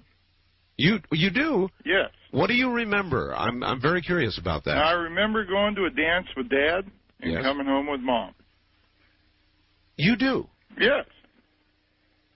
What is it that you remember about that? I mean, did you hear the thump of the music? Did you feel your dad pressed up in slow dance? I think it was a jazz song that I remember the most. A jazz song, huh? Yeah. Or maybe early rock, shake, rattle, and roll. Have you grown up liking that kind of music? Yes, I have. Now, have a good evening. Oh, wait a minute now. Is this a joke, or do you swear this on your mother's womb? Of course it's a joke. Goodbye. East of the Rockies, you're on the air. Good morning. Yeah, Art Bell? Yes, sir. Hi, I'm Russ calling from Leavenworth, Kansas. Yes. And I just started recently listening to your show. Glad. What I was wanting to mention was, when you were talking about the potato chip earlier, in the Bible, there's so many different versions of the Bible wrote. Are we sure that it's going to be wrote in... potato chip, sir? Well, not a potato chip, but the chip. Yeah. There's so many versions of the Bible that date back. They're even finding newer ones now. I mean, older ones. They're non-updated. And I was wondering, the 666 that everyone's talking about, if it was going to be in English or in the original writings of the Bible when it was wrote back, when it was mentioned. I don't know.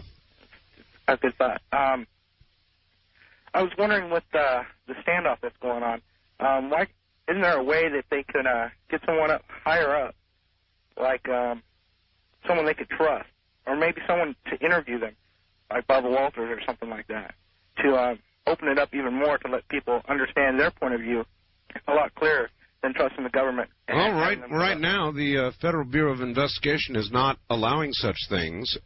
Senator Duke from Colorado is presently doing what Bo Greitz tried to do and acting as a middle person. And that's the last I've heard. So I don't think that any of the networks could get in there. Now, I'm not convinced they're able to get out either. I think their phone communications have been cut and limited to communication with the FBI. I'm not certain about that, but I'm pretty sure. But don't you think that's kind of unfair? It's kind of keeping the listeners not telling us the whole picture. Well, maybe we don't have a right to have the whole picture. In other words, these guys have arrest warrants out, right? Oh yeah. If there was an arrest warrant out for you, do you think that before that would be served, you had a right to stand there with a threat of gunfire and say, "Look, I want to talk to the press."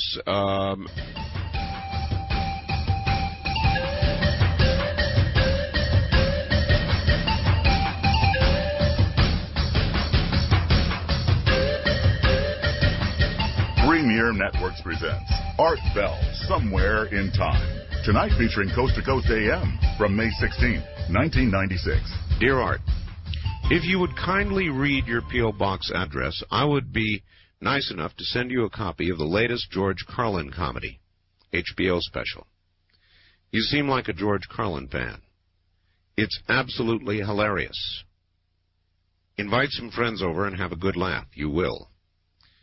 You know, I'm glad, Carter, it's from somebody named Carter, and I'm glad you sent this to me. Thank you. No, I don't need it. I've got a copy of the latest Carlin thing, and I've been meaning to comment on it. I found it, in the first half, at least, to be distinctly unfunny. And I wanted to comment that Mr. Carlin's foray into politics and the subject of abortion I found absolutely disgusting. Absolutely disgusting. And I mean, almost no matter how you feel about abortion, I thought it was disgusting and unfunny. Very unfunny. Now, the second half, when George Carlin's commenting, you know, on or creating humor with regard to the human condition, it is funny. There's no doubt about it. And his first album, I'll never forget in all my life. But his foray into the world of political commentary, particularly the bit he did on abortion, I thought was real unfunny. And I didn't like it at all. Not at all. And I meant to comment on that. And so, Carter, I thank you for the facts, but I've already got a copy of it, and I found my reaction to it very interesting because I really did love George Carlin. In fact, the second half, where he did a thing on the death penalty, was a riot. He suggests, it's a little gross, of course, but he suggested that we should expand and even launch people, catapult people against the wall. And he said if you really wanted to get into it, you would catapult several at a time, you know, about 100 miles an hour into a brick wall. That'd be one way. And some of that was funny, even though it doesn't sound funny the way I'm delivering it right now. It was a riot. But the first about one half of that program was pretty much dedicated to what he was hoping would be political comedy. And I guess for some it was. For me, it wasn't. East of the Rockies, you're on the air. Hello. Hi, this is Mary in Houston. How you doing? Pretty good, and you? Okay. I wanted to make a comment on the Freeman. Yes, ma'am. It just astounds me that us as a nation can take care of other acts of aggression from other countries, Iran, Iraq, and all that, but we can't take care of something like this at home. It's a good point. I mean, it's just astounding that all these other countries, whatever they do, we can go in there, take care of it, get it over with, it's done. But a few people in Montana have got us at bay. It's just unbelievable. Well, it is a little unbelievable, isn't it? And what would you do if you were the agent in charge, or you were Janet Reno, because she'll probably make the decision, I'm sure. What would you do at this point? Would you have waited this long? Would you wait longer? Would you go in? Would you just hold off and wait, or what? Oh, I think we've waited long enough, and I mean, if the law would permit, which I know it wouldn't, I'd make it a military issue. Would you, let's see, how can I put this? Would you consider their demands that the State Department, Justice rather, rule on their points of law? No, absolutely not. Not at gunpoint. Right. I don't think I would either, and I appreciate your call. Thank you.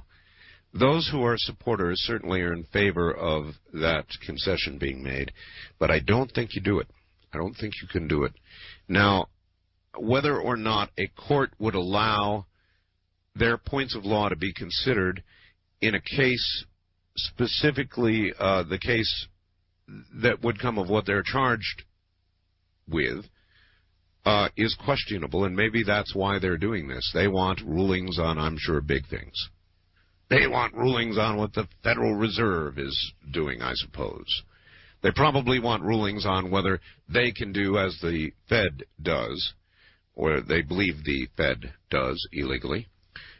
They want rulings on whether their liens are proper and legal, all that sort of thing. I can only guess at that.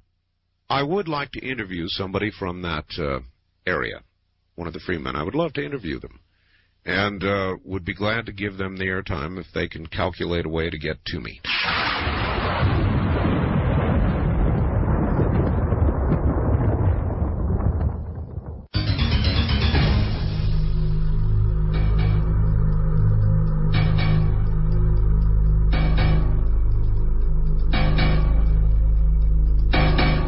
Listen to this. Dear Art, regarding the Freeman, ultimately all determination of sovereignty is dependent on force of arms.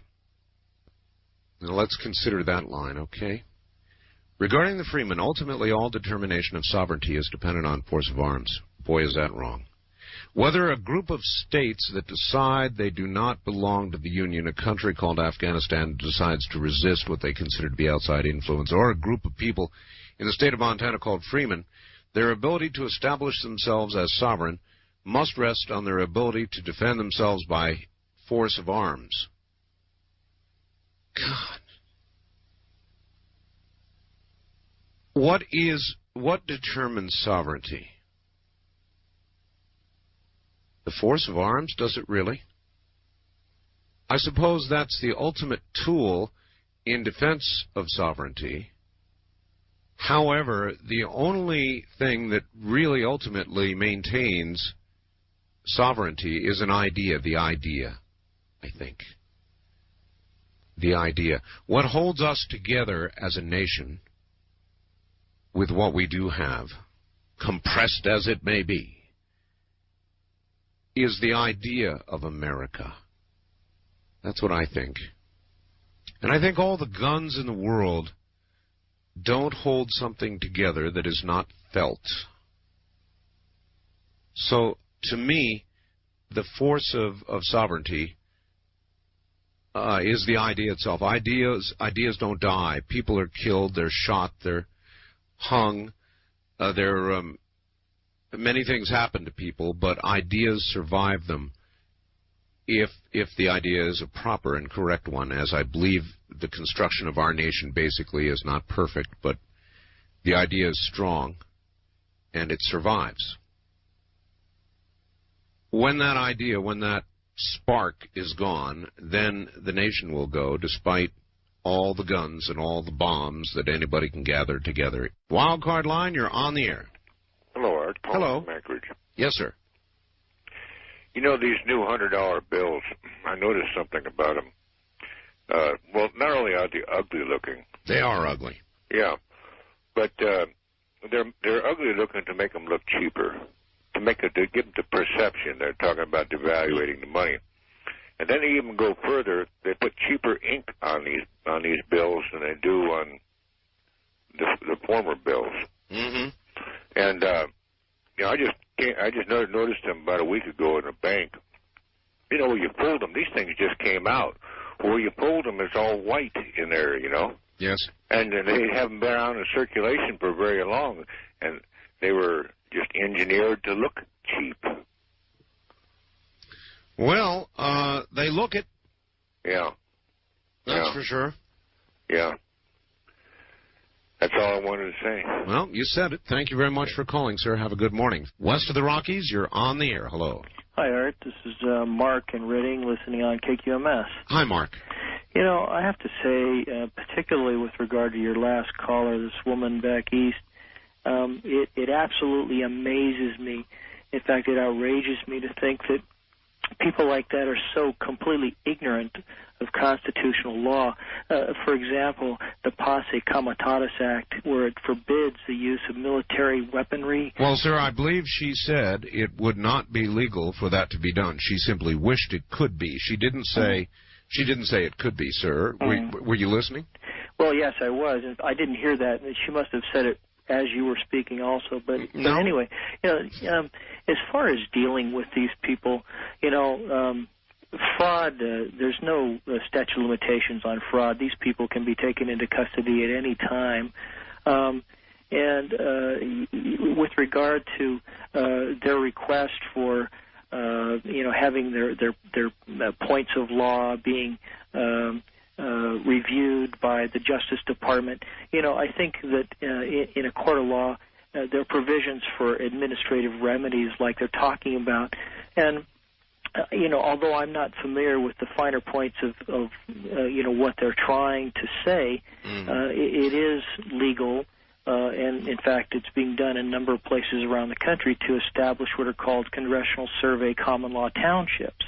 Now, I don't know if that's what they're trying to do there, but there are areas where people are basically self-administering their own small government. I mean, and after all, that's how this country was founded. It started from the bottom up, of, by, and for the people, And I think that maybe the best way to save lives and resolve the matter is to let these people come into a courtroom peacefully and present their case. And also, as far as the warrants that are being served on them, for example, many warrants will describe the place where the warrant is to be served as a premises. But under law, in legal terms, a premises is a place where merchandise is bought or sold. It would have to say that the warrant was being served on a house or a home or a farm or whatever it is for it to be valid. Plus, under the Fourth and the Fifth Amendment, when a warrant is served, it also has to be accompanied by an oath and an affidavit swearing out the probable cause and the people to be taken and the places to be searched. If these criteria aren't met, then the warrant is invalid. Well, what makes you think the criterion has not been met? Well, that's just it. I haven't seen the warrant, so I don't know. Well, but I'm just suggesting that may be their argument. Well, thank you. I would presume that the FBI has their ducks in a row with regard to the warrant. Wouldn't you? I would presume that as opposed to the other way around, that it is not a legitimate warrant. I would think that they would have definitely had their ducks in a row and have a legitimate warrant that is serviceable. And right now we have a situation where it cannot be served under threat of being shot. I mean, if an FBI guy tries to go in and serve it, they're going to shoot him. That's all there is to it. And you couldn't get away with that. I certainly could not get away with that. And I think that they need to pay homage to the present system of law and courts, as we would have to do. Now, is there something special or different about this group? Something that raises them, other than their guns, above the law? The word, the letter of the law? Not that I am aware of. And the only thing that seems to be doing that is their threat of actual violence. So then you're in a situation where you're going to make a concession based on somebody's the power of the gun, threat of violence. It's not an easy choice. First-time caller line, you're on the air. How you doing, Art? Okay. Yeah, well, I've called to clear up some with this Mark of the Beast deal. I can barely hear you, sir. Okay, I called to clear up this Mark of the Beast thing that's been going around. Yeah. It has to do with the fact that you're working for the Antichrist. It's in your hand and in your forehead. And people are thinking it's computer plastic bull, It has to do with what you're doing with your life. All right. Well, I appreciate that clarification. Thank you. So, Wildcard line, you're on the air. Hello. Hello. Yeah, Charlie, liberal in California. You know something? I am honestly sick and tired of listening to these extremist people calling in, defending the Montana Times. You know something? One of my heroes was a guy named William Tecumseh Sherman. I don't know if you're familiar with that. But he was an individual during the time of the Civil War who understood the fact that when the government is threatened with violence, that you have to react violently. I do not believe that any government can stand that allows people to snub their nose at it for 2 months. Yeah, I don't believe that. It is a legitimate problem. I agree. Well, I think, as far as if a person wants to carry signs and whatever and complain about the government, that's fine. But when individuals start saying, you know something, we're going to take up arms and we're going to start doing violent things against the government, I don't think there's any government that can stand that. In China, you start doing something like that, these guys in China, what would happen is that they'd all have a bullet in their head, and their families would be charged for the price of the bullet. Yes, and that's what some people who sit out here and say this country, compare it to Adolf Hitler's Germany and say we're losing all our freedom. They don't understand that there's not a country on this planet that would put up with that kind of crap for 2 months. And I think on the other hand, we are not China, Charlie, and they have not committed...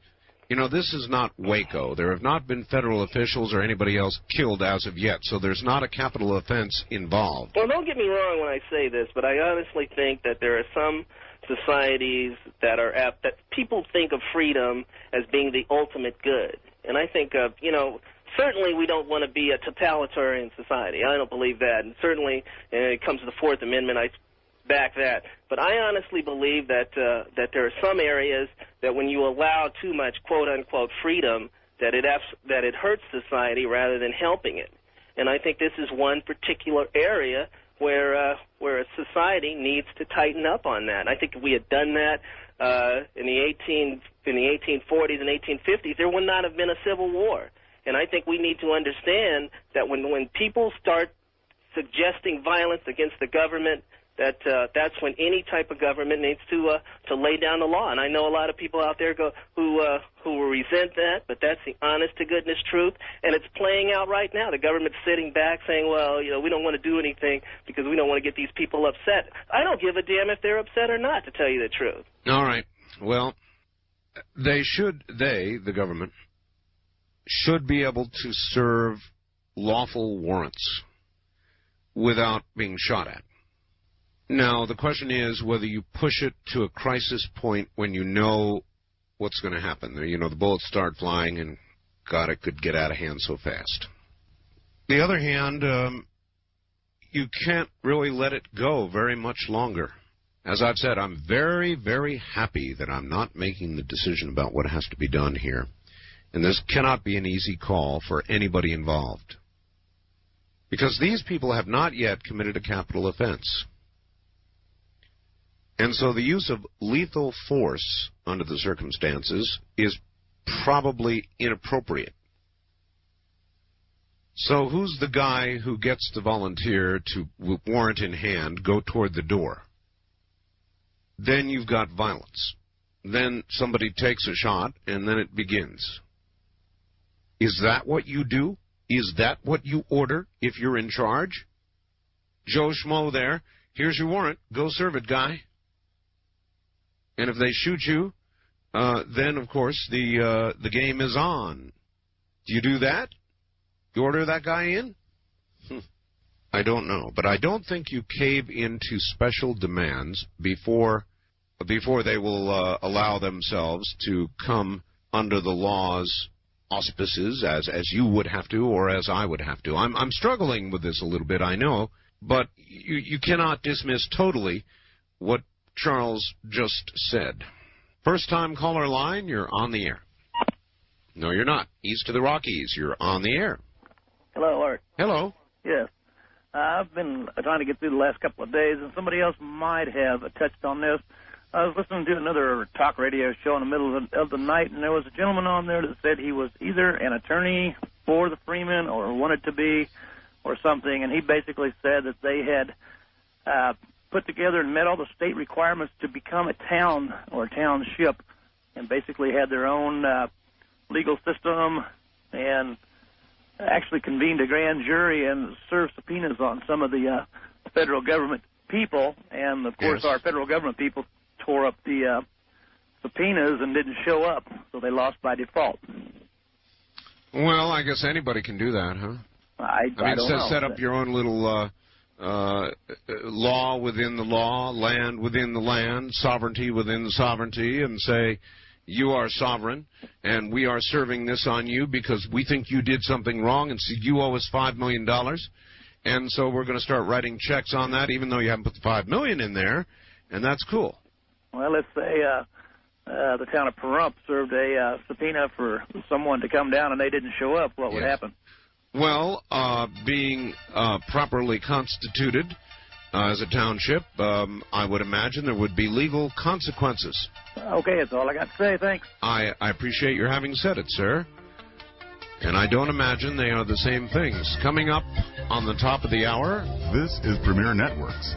That was Art Bell hosting Coast to Coast AM on this Somewhere in Time.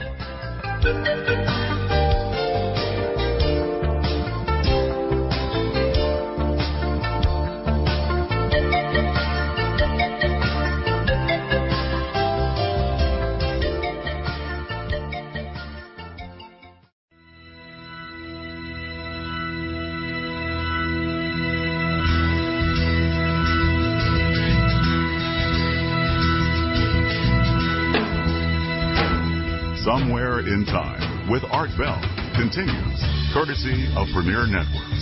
Good morning, everybody. Tell you what we're going to do. Despite the way I feel about the Freeman situation,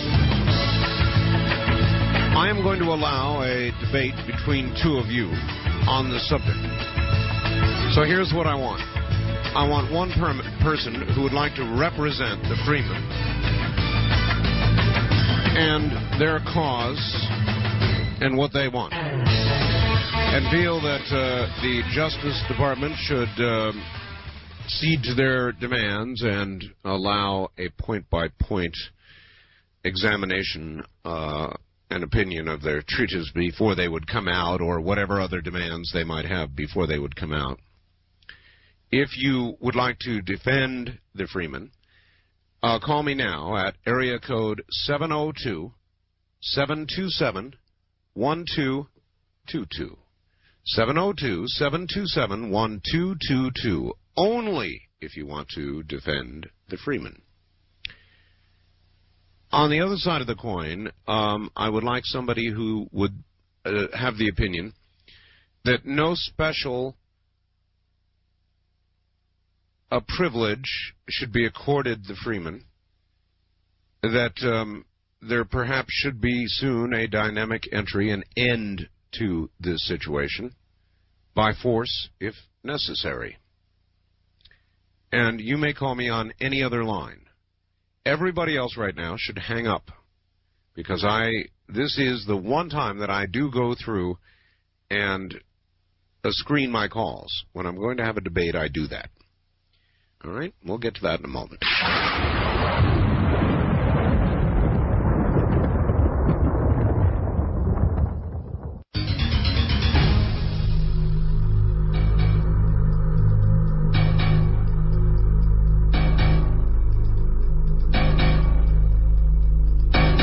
Now, let us begin with somebody who would like to defend the Freeman. That would be this caller. And your first name, please? Kevin.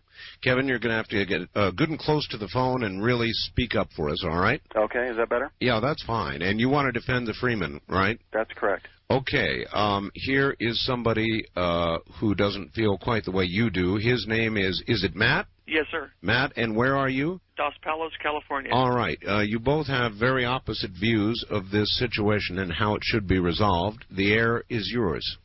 Okay, go ahead, Matt. Okay. First of all, good evening to you, sir. Good evening. Well, now, it is my opinion that the Freemen don't deserve any kind of special treatment just because they happen to have a skewed view of the way that American government should be run. The fact is that they are in the United States and therefore should be held accountable to all statutes, all laws, everything that applies to being a citizen of the United States, excuse me, including everything that is stated in the Constitution of the United States. Okay. First off, do you have any evidence that they have a skewed view? Any evidence? Yeah. Well, just the fact that they want to hold themselves up in some compound way out in the middle of the sticks somewhere. Do you have any evidence that they're in a compound? Okay. I mean, in Waco, we had a bunch of people living in a community church, and yet it was called a compound. Automatically, we have these buzzwords attached to anyone who, stands up to the government. They're radical right-wing extremists, anti-government, and they're in a compound. Now, George Washington, Thomas Jefferson, and some of these our forefathers considered themselves patriots, and they built a government. Now, does that make them anti-government right-wing extremists? Well, in a way, yes. Because they built a government? Does that mean automotive engineers are anti-automotive? See, now you're getting completely off the subject. No, because they engineered and built a government.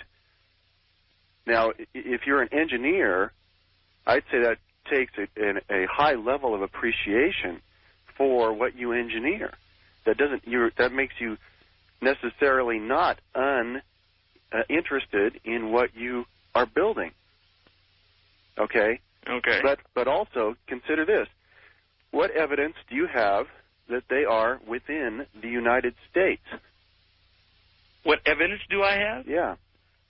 Well, they are in a territory which is considered a state in the continental United States. That's true. So therefore, they are in the United States. Well, you said they were within the United States. In the United States, well, now if a representative of the law of the United States comes knocking on their front door, telling them to peacefully lay down their arms and go with them, and they refuse to do so. Okay, but now let me ask you this. Do you know there's a case called Oshwander versus Tennessee Valley Authority? Okay, also numerous other cases. But in that case, it says that the United States has personal property. Okay? Okay. What does that make the United States? That makes the United States the United States. It makes the United States a person. Okay? In order to be a person, you have to either be a natural person, firm, individual, or corporation. Okay? Well, I think so the United States is essentially a corporation also. That's another meaning of the term United States. In other words, the corporation that manages and runs the government and carries on business in the government's name. Okay, now will you please tell me what this has to do with? Well, you say that all these statutes apply to the United States that they have supposedly violated. Which United States do they apply to? The corporate United States or the landmass known as the United States? It has to do with anybody who is a person, a business entity or a personal entity residing in the property which is inside the borders of the United States. Did you know there's also numerous other cases that say that the citizen is not considered a person under these statutes, that the sovereign, which is the people, we are the sovereignty, that the sovereign is not included within a statute unless he's specifically mentioned? Okay? That's all well and good, but please. But these are points of law that they should have addressed. And under administrative law, no person, which in that case is being invoked remedially, which is going to be construed liberally, no person shall be deprived of life, liberty, or property without due process. And due process is a hearing, an open and public hearing. That's why these guys cannot be arrested without a hearing. And we make all these assumptions. We make the assumptions that they wrote bad checks. Do we have any evidence of that? I happen to know what they were doing, and they weren't writing bad checks. They were what they call warrants. Okay? And why do you think people called these banks and said, hey, I've got this thing here, and it's for $1 million. What do I do with it? And the bank would say, well, it's good. Go ahead and take it. Big deal. If they're in the right, if they are truly abiding by the law, if they are truly doing the right thing, then let them knock this stuff off. Let them come out of this, I won't use the word compound, let them come out of their area, give themselves up to the law of the land, go to court and prove themselves right. Prove that they're doing nothing wrong. Do you think just by the fact that they are refusing to talk to the FBI, to talk to ATF, to talk to every government agency that is there, it's admitting guilt. It's the same thing as O.J. Simpson saying, "Oh, I'm innocent," but yet going down I-5 at 45 miles an hour with a fake beard and mustache with a 45 pointed to his head going, please don't arrest me. He was guilty. These people are guilty. If they're truly innocent, then let them come out and prove that they're innocent. Okay, so I'm really glad you brought up O.J. Do you think that the other probably hundreds of poor black and white people that do what O.J. do every year would be acquitted or would have been found guilty? I think they probably would have been found guilty.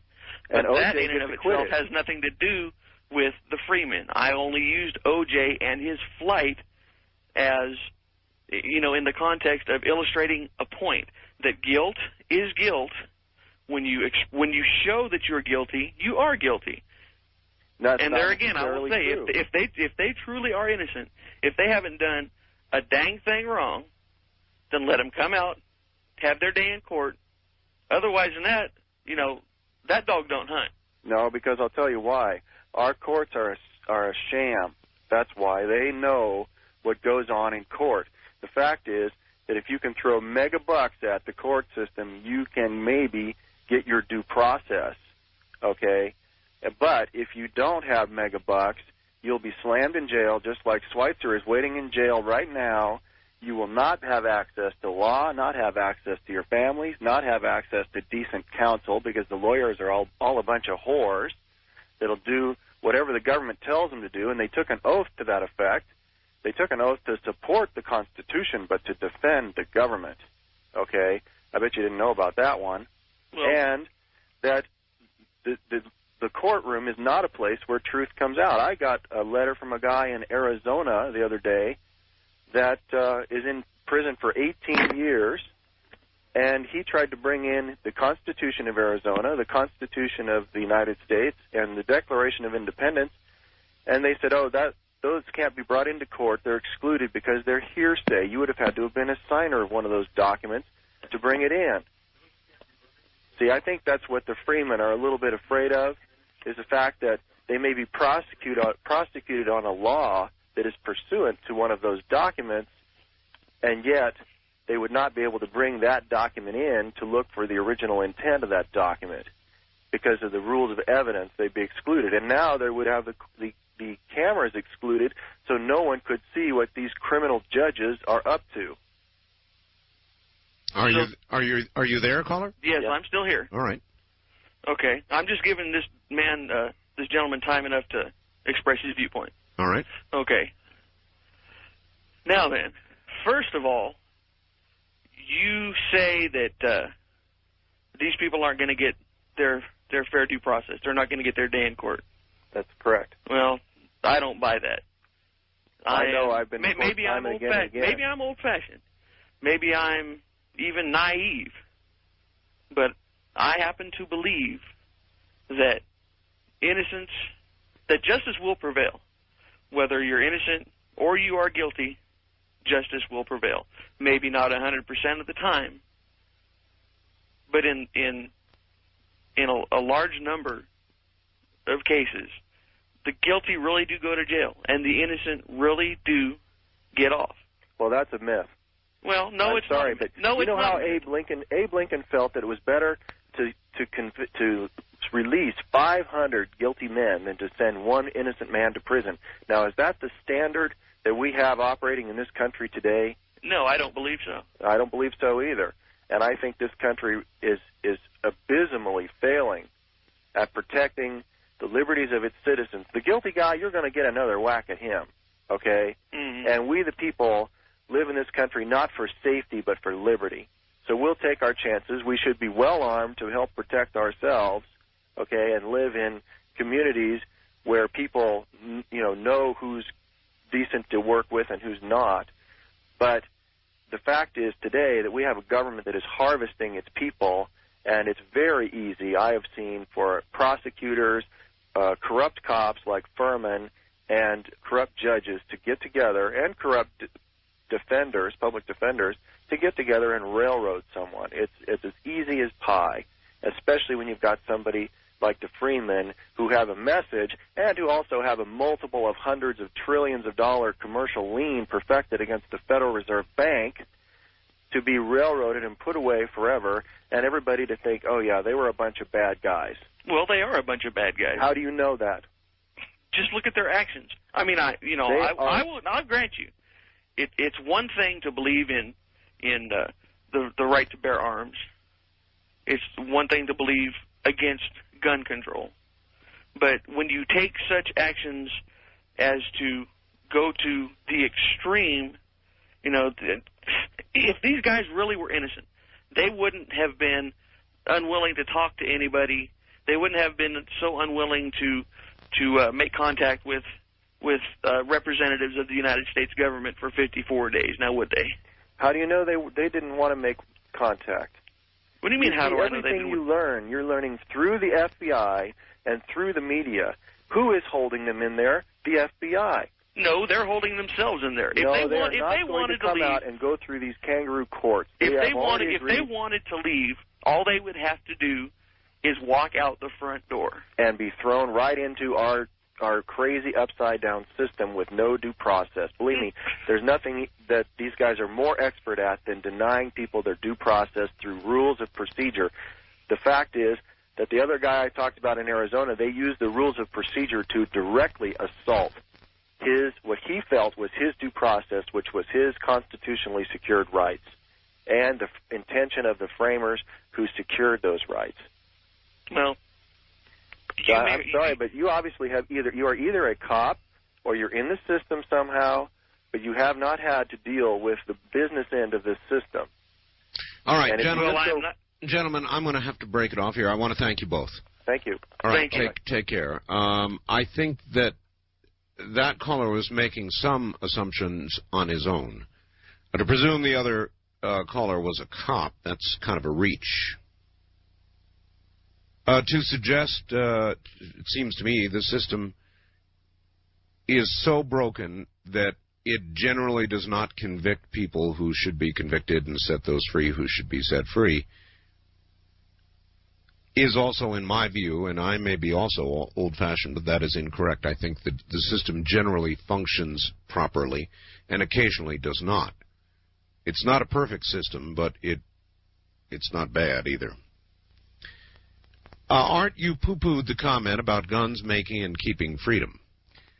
But could we have become a nation without them? Could Israel be a nation without them?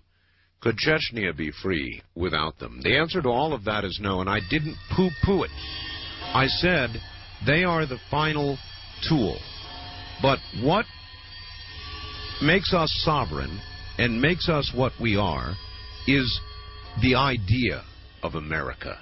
It is the Constitution and the belief in the freedoms and the rights that were articulated by our founding fathers. It's the idea. The strength of an idea is stronger than a bullet. And when the idea fades, then you've got nothing left to use but bullets. That's what I was trying to convey. This is Premier Networks.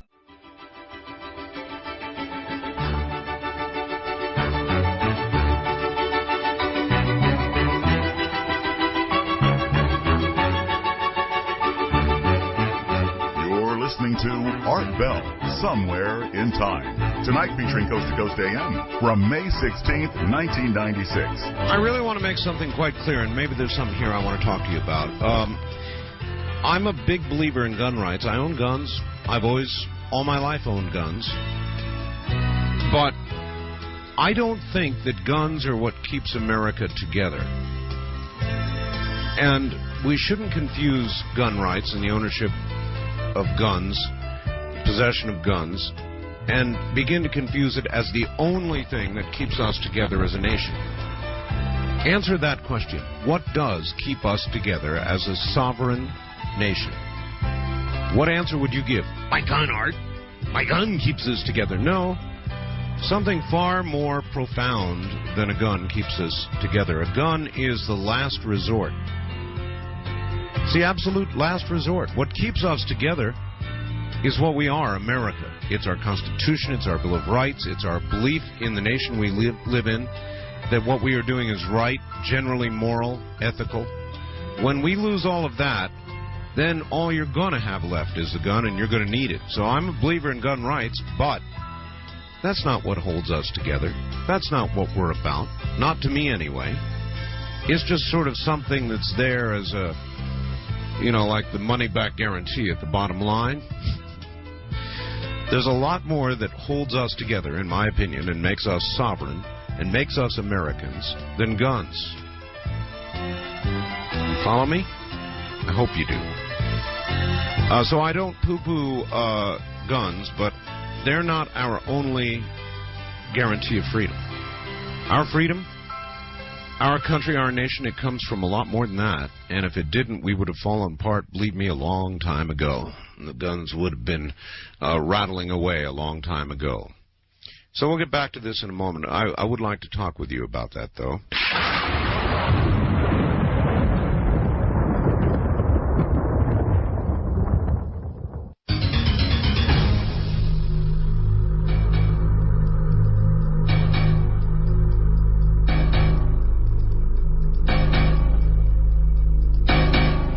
I've got a story here you're not going to believe, or may not want to believe. It is from Ojai, California. Ventura County health officials have found evidence of, brace yourself, bubonic plague in wild rodents at a campground in the Los Padres National Forest. The U.S. Forest Department has temporarily closed the Wheeler George campground near Ojai so workers can combat the disease. Plague is common among wild animals like chipmunks and squirrels. The disease is transmitted to humans by bites from infected fleas. Fleas, I said. But it is curable when diagnosed early. Symptoms include lethargy, nausea, muscle aches, high fever, swollen glands. Health officials advise the public to avoid contact with chipmunks and squirrels, dead animals, and to protect pets with flea powder or collars. They also warn owners to leave pets out of areas where plague has been detected. So what's old is new. Can you believe it? The bubonic plague. East of the Rockies, you're on the air. Hello. Hello, Art. This is James in Oklahoma City. Sir, you're all muffled, and I can't... Well, hello. I'd like to talk about your discussions on topics. Yes. Of, the free men. Yes. Okay. Well, if they wrote those hot checks, the people they wrote them to take them to the district attorney's office. The district attorney mails the freemen a letter saying pay the penalties plus the checks. They have so much time to do it, and then no charges will be brought.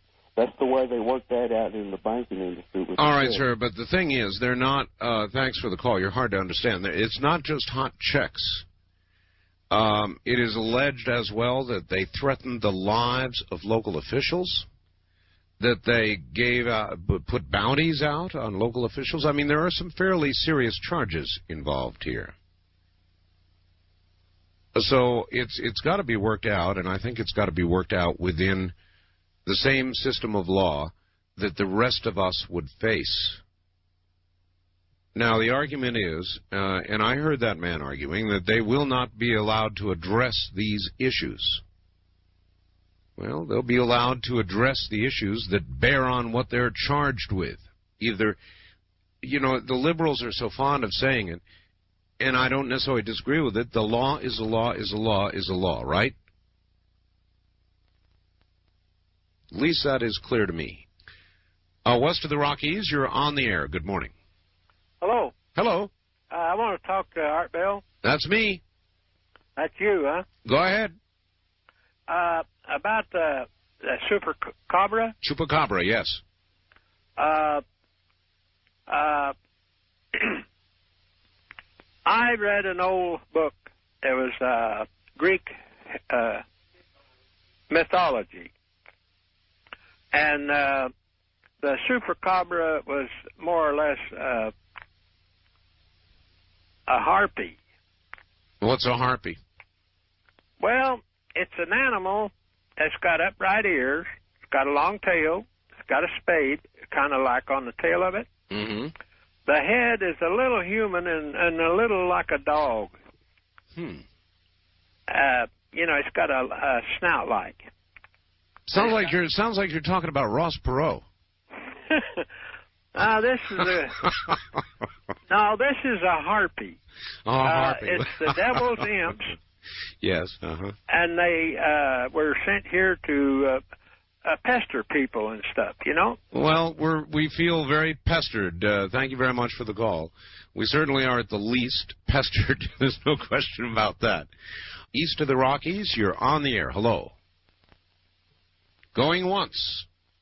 Going twice, gone. First-time caller line, you're on the air. Hey, good morning. Good morning.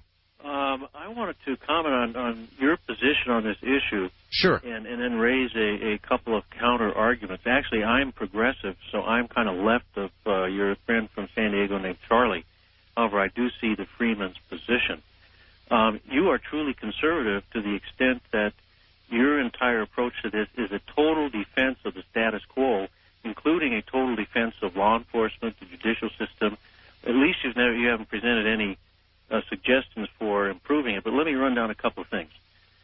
First, who controls legislation? All right, before you get to that, you are correct. I am defending the present system. I'm not saying it is perfect, but and nor would I say that I'm in a position to say how it would be improved. I think juries are good, generally, not perfect, but a trial by your peers. I like the system. Well, okay. I have two sets of comments. The first set of comments relates to the judicial system. Who controls legislation is the first question. Realizing that 1% of the population controls 40% of the wealth, 10% controls 70% of the wealth, we know that almost all legislation in Congress and in the state legislatures are certainly not controlled by the majority of the people. Second, the law has become much more complex. Wait a minute, one thing at a time. Your argument would carry more weight if there was a disproportionately large vote allotted to those with the resources you talked about, the top 1 or 10% or whatever. But, in fact, everybody has one vote. Except that money controls elections, and the people with the money have the greater opportunity to get their establishment candidates elected. The second point is complexity of the law. The law is so complex that a person with a high school education or even a college education cannot understand it.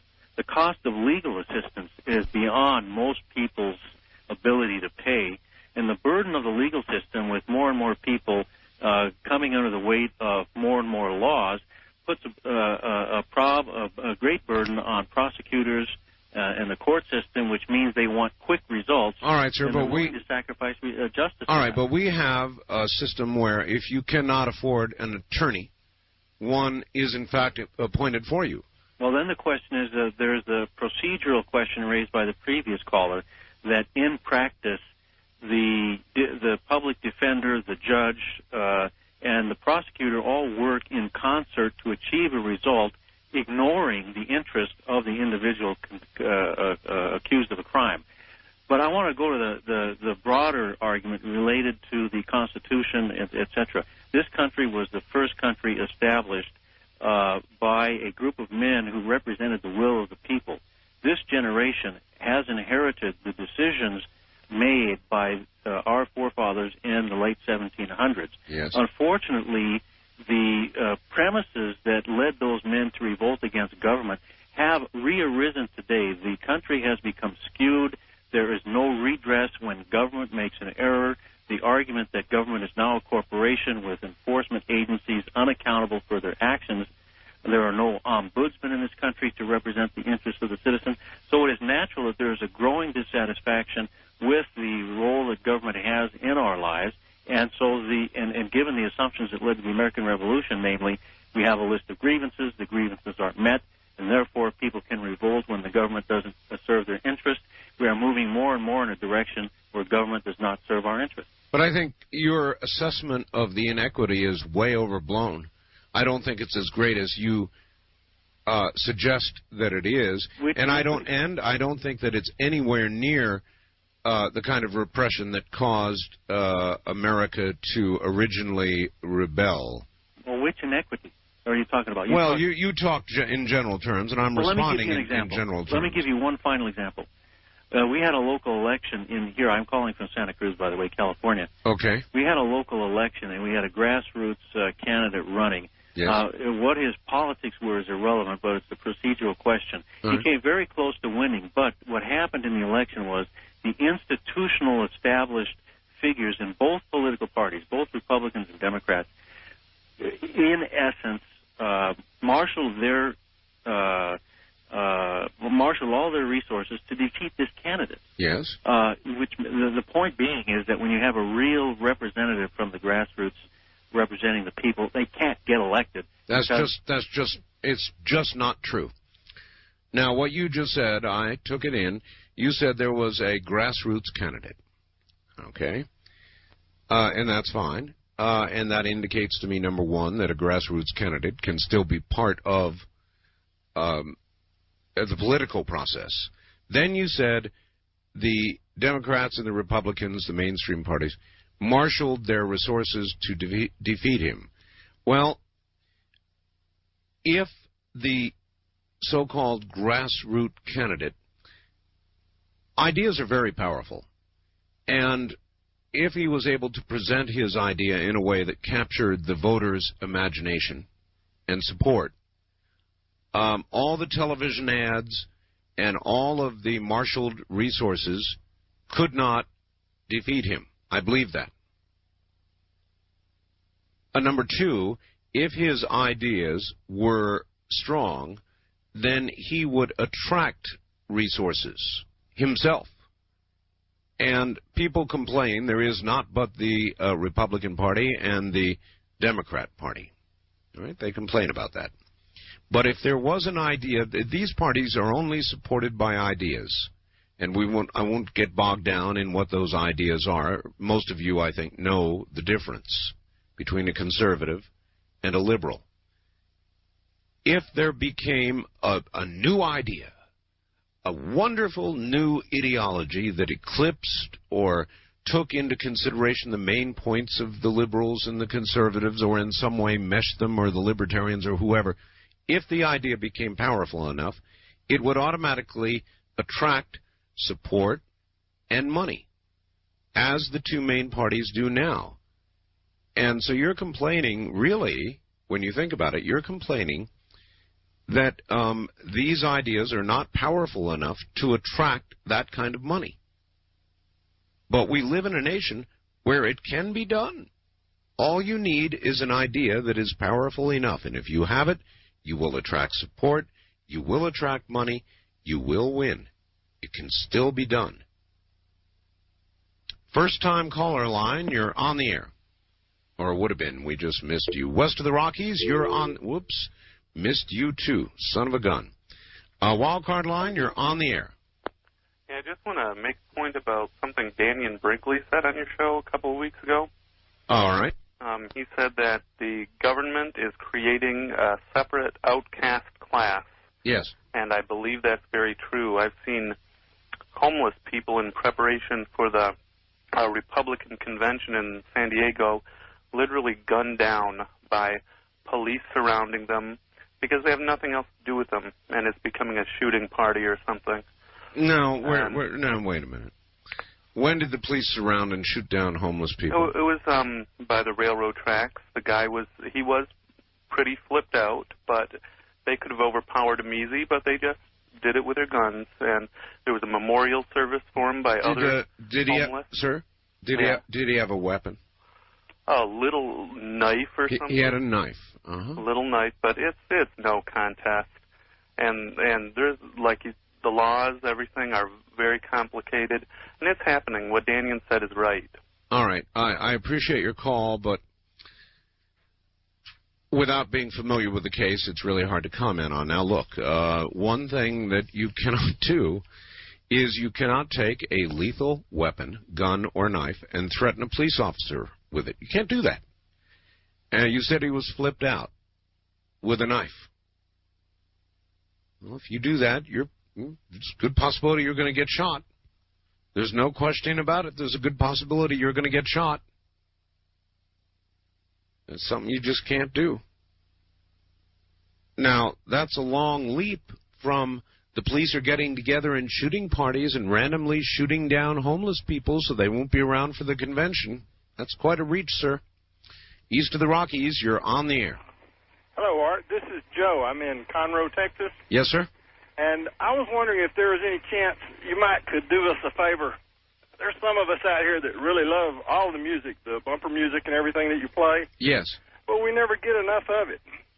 So what my idea is, why don't you make a compilation, a tape or a CD or whatever you prefer, of all of your bumper music, and then you could put it on the air, and we could all play those songs all the way through. Well, the problem with that is that each one of those songs is in itself copyrighted, obviously, and it would be a nightmare trying to get releases on all the copyrights. It's not impossible, but it would be quite a job. Yeah, I can see that. Mm-hmm. Well, it's too bad. I think it'd be really nice. Some of them are easily accessible, I know, but like the one, I think it's a marching band playing Tusk from Fleetwood Mac. That's right. I don't know how in the world I'd get that, but it's a pretty interesting rendition. It is indeed. And I wanted to say one other thing. I was listening to Charlie tonight, and on the one hand, I was gratified by some of the things he said because it kind of brought back the old Charlie. He's been way too nice the last few times I've heard him, and I thought something really bad might be wrong with him. Really? But he sort of sounded like his old self again tonight, and it seems fitting to me that he would admire someone like William Tecumseh Sherman, who, being a Texan, is not dear to my heart, and I think that really he's vilified much as Charlie is by people in both the North and the South, and he is given to fits of uncontrollable anger, or at least he was. So you like Charlie better when he's his cantankerous, ridiculous self, eh? Well, if you have to have a Charlie, and I guess we do, well then he should remain true to form, I think. All right, sir. Thank you. Just doesn't like it when he begins to hear some reason from somebody. He wants the wild man back, huh? West of the Rockies, you're on the air. Hello there. Goodbye. First-time caller line, you're on the air. Hello, Art. Hello. Hello there. Turn your radio off, please. Hit it. Good. Got it off. Okay, go ahead. Hey, you got any free time coming up? We're going to go on a safari down here in Southern Oregon, see if we can catch one of them chupacabras. No, I'm busy. Well, darn. That'd be a good idea. You might want to get in on the publicity there. Send me the video. All right. All right, thank you, and good luck to you. East of the Rockies, you're on the air. Hello. Yeah, Art, I was just wondering, has anybody ever thought of what would happen if they overthrow the government? Who's going to take over? Well, I guess representatives or the people who did the overthrowing would take over. It'd be pretty chaotic, wouldn't it? I would think so, yes. Pretty chaotic. Be a lot of change. Yeah, and then they're saying they're anti-American, but they took money for their, subsidies for their farms, too. All right, thank you for the call. Well, yeah, west of the Rockies, you're on the air. Hello. Ja Rastafari, good night, America. Well, you didn't quite make it. First-time caller line, you're on the air. Wonderful, Art. This is David in Port Townsend, Washington. Well, all right. All these people talking about the government this, government that. What about the marijuana prohibition? What about it? Well, what is it? Half the people, what is it, 1 million people in jail? Listen, they're not all in jail for marijuana. Oh, no time left. The show's over. Say good night, America. Good night, America. From the high desert, good night, America.